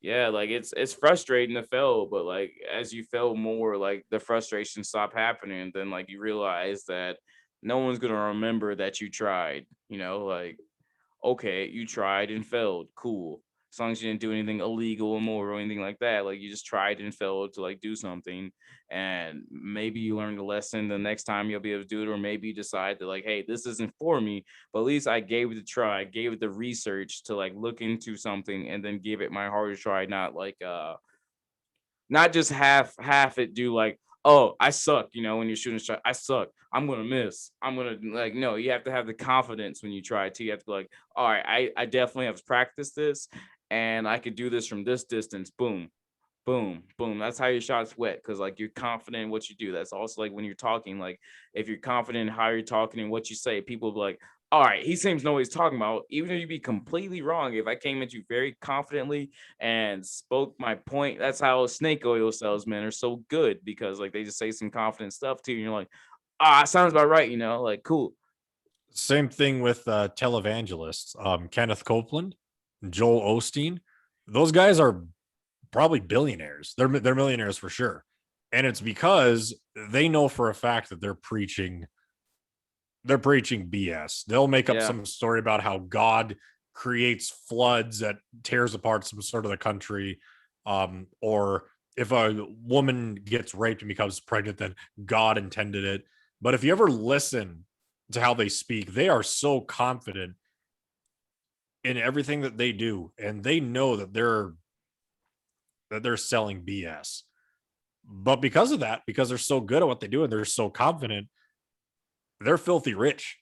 They know Yeah. exactly the hands that they're playing into, and they're So getting what they churches want. were like the first ones who started doing the kind of telling people what they want to hear, because back in the day, of course, churches would preach damnation and all that. So like some of the Southern Baptist churches are still doing that. Otherwise, like these mega churches, they just tell you whatever you want to hear. You're perfect. You can do no wrong. Blah blah blah blah blah.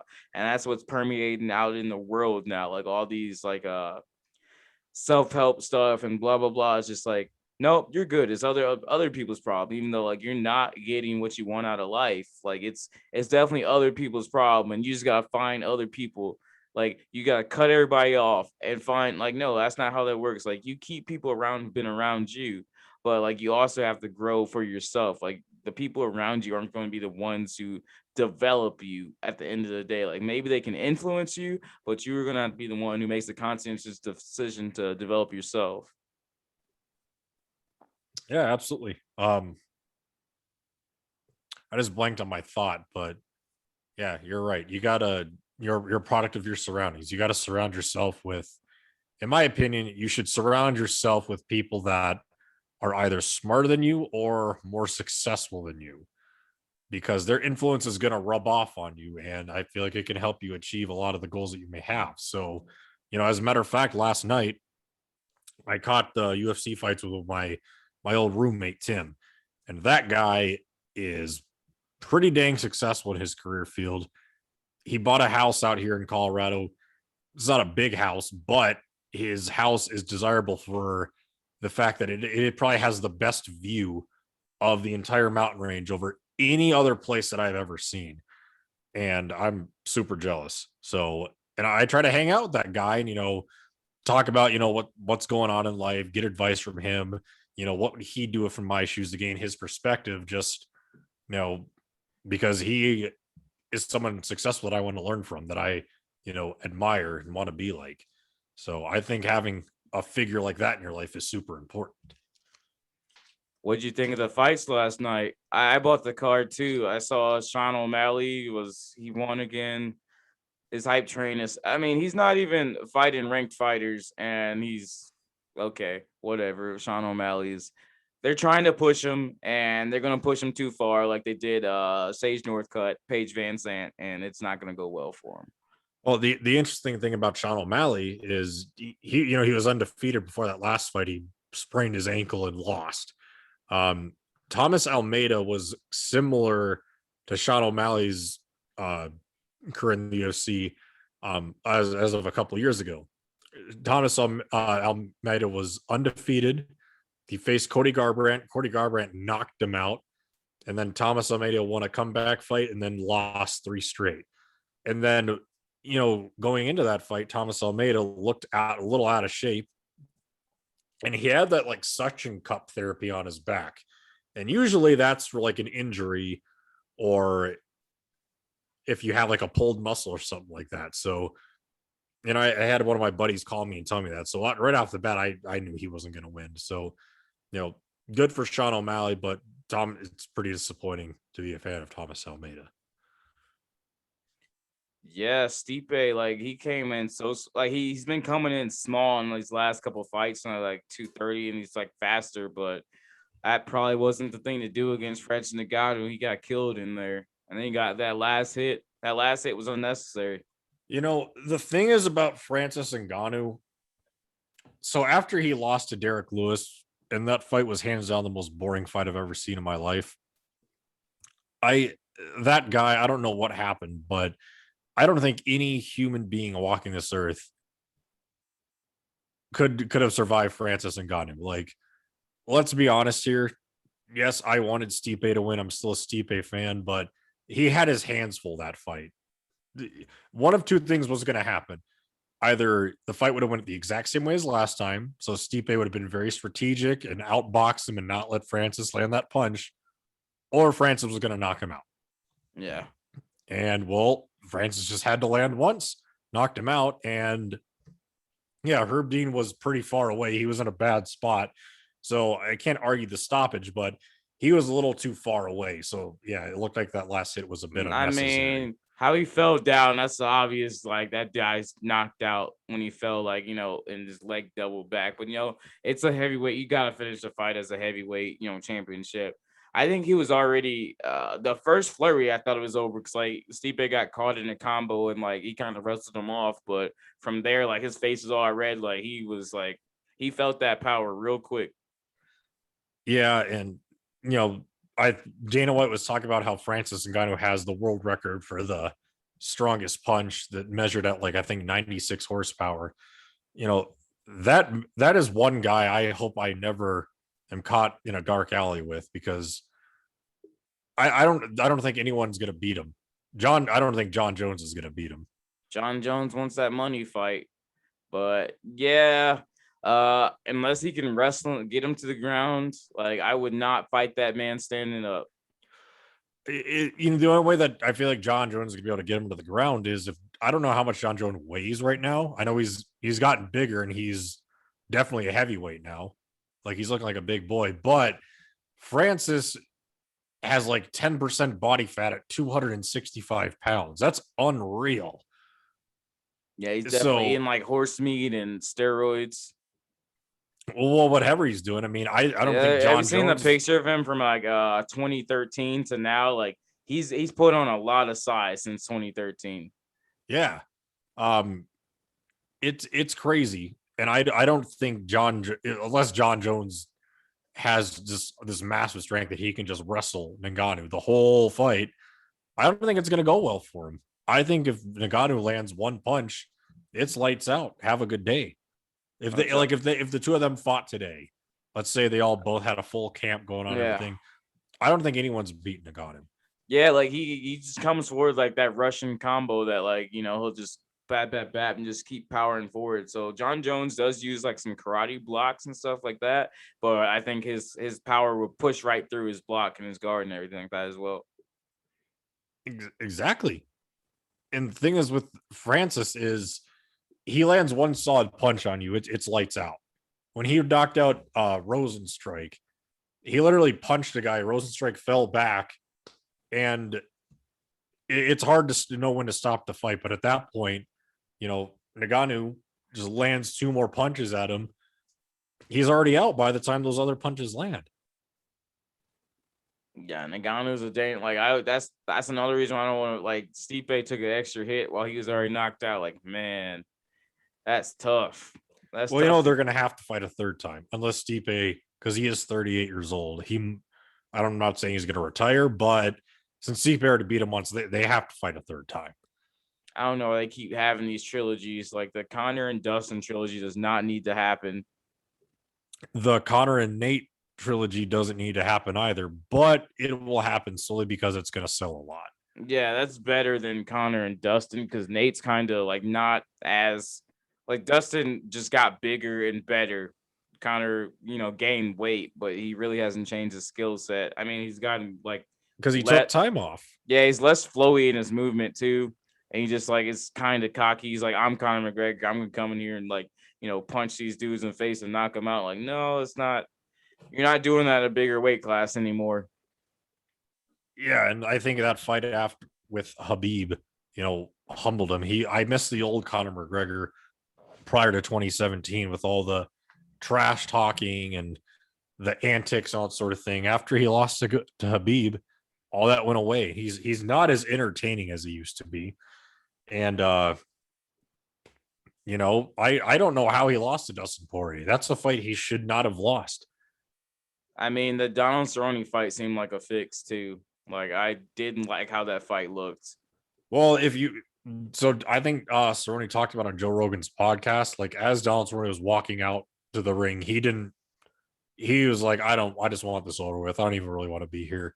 So that was an attitude problem on his end. So it wasn't so much of Conor looking spectacular. It was just, Donald Cerrone has by far the most fights in the UFC. The man fights way too much because he knows he can make a good living off of it. I don't think he even really cares about the outcome of fights.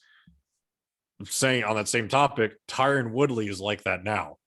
Tyron Woodley looked spectacular back when he knocked out Robbie Lawler, but he looks like he doesn't even care about fighting anymore. I mean, the other day he was actually brawling, at least. Like, he actually tried.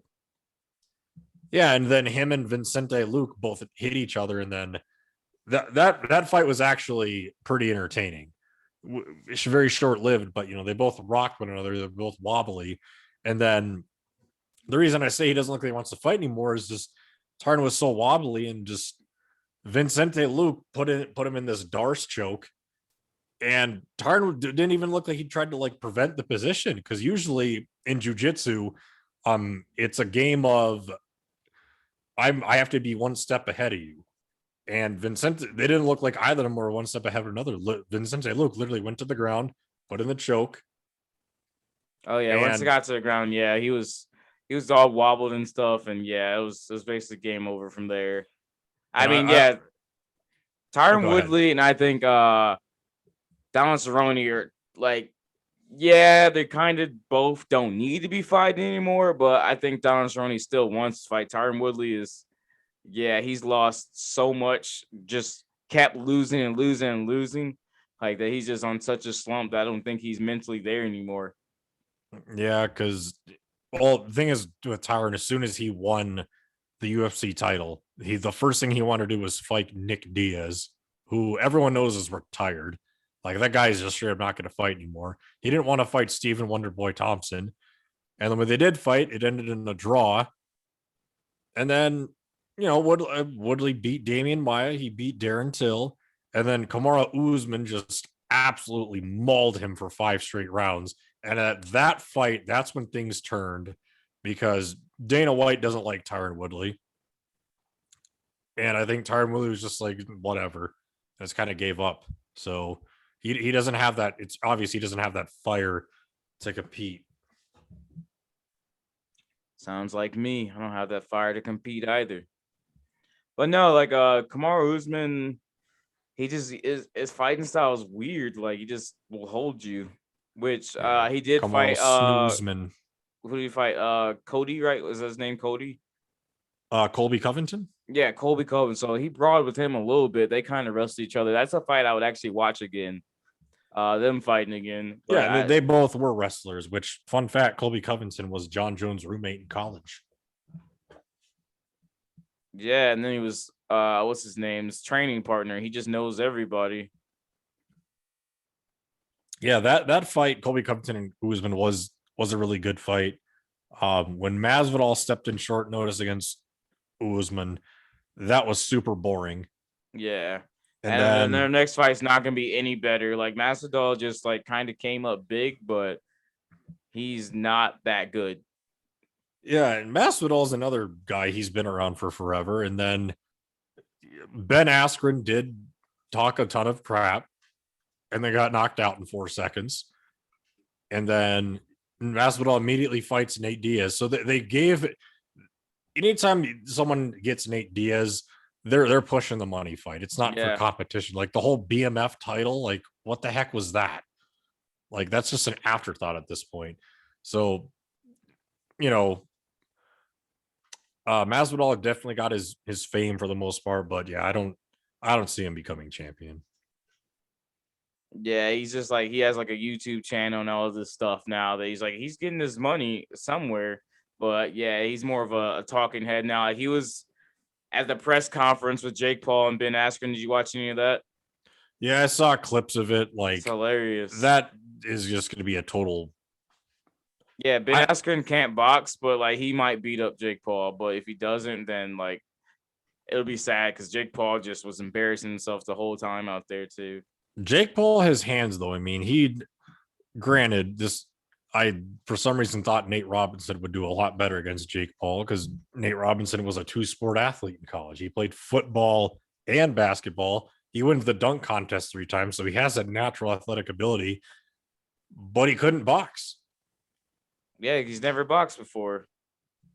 He's Yeah, and probably been then in a fight before, but like he's training against a guy who's actually getting trained by boxers. And like, yeah, you just thought you could walk in. Like Ben Askren at least has had some boxing training in MMA, you know? yeah, but the only thing about Ben Askren is he in every single MMA fight he only wrestled because he was damn good at it. He was, he's an Olympian. He never had like any crazy knockouts or anything. Every finish in the fight he's had was he'd get the guy to the ground, hit those rabbit punches, and the ref would pull him off. So I don't know. I think it's a really weird fight. Like, why are you fighting Ben Askren out of all people? Like, there could have Yeah. been so much more entertaining fights happening. Like, and I, then this thing about Floyd Mayweather and Logan Paul apparently fighting out too. I don't know. I don't get it. just spectacle. People love spectacle. Yeah, I guess if it's entertaining, makes money. More power to them. So Yeah, it's another one of those things that like, why are you taking it that seriously though? It's like Floyd Mayweather fighting Conor McGregor. Like Conor McGregor asked for that fight, and people are like, "Well, if they went to MMA, Conor McGregor would win." Like clearly, bro. Like everybody yeah, knows that. Like I don't understand. Like he asked for a boxing fight. Boxing makes more money. He did it to make money. Like what are you not getting? Like why are you talking about like if they went to MMA? Like yes, because he's an MMA fighter and he came to boxing and Floyd Mayweather beat him because he's a boxer. Like it's yeah. And back when Ronda Rousey was champion of the UFC and she in her heyday, they were, I don't remember which show it was talking about. It was probably Fox Sports, which the UFC is not with them anymore. They were talking about how Ronda Rousey could beat Floyd Mayweather in an MMA fight, which stupid argument altogether. One's a boxer, one's an MMA fighter, but just stuff like that. Like, I don't know. yeah, that kind of ruined her too, because like she was trying to box Holly Holm, who was actually a professional boxer, and like, yeah, did not work.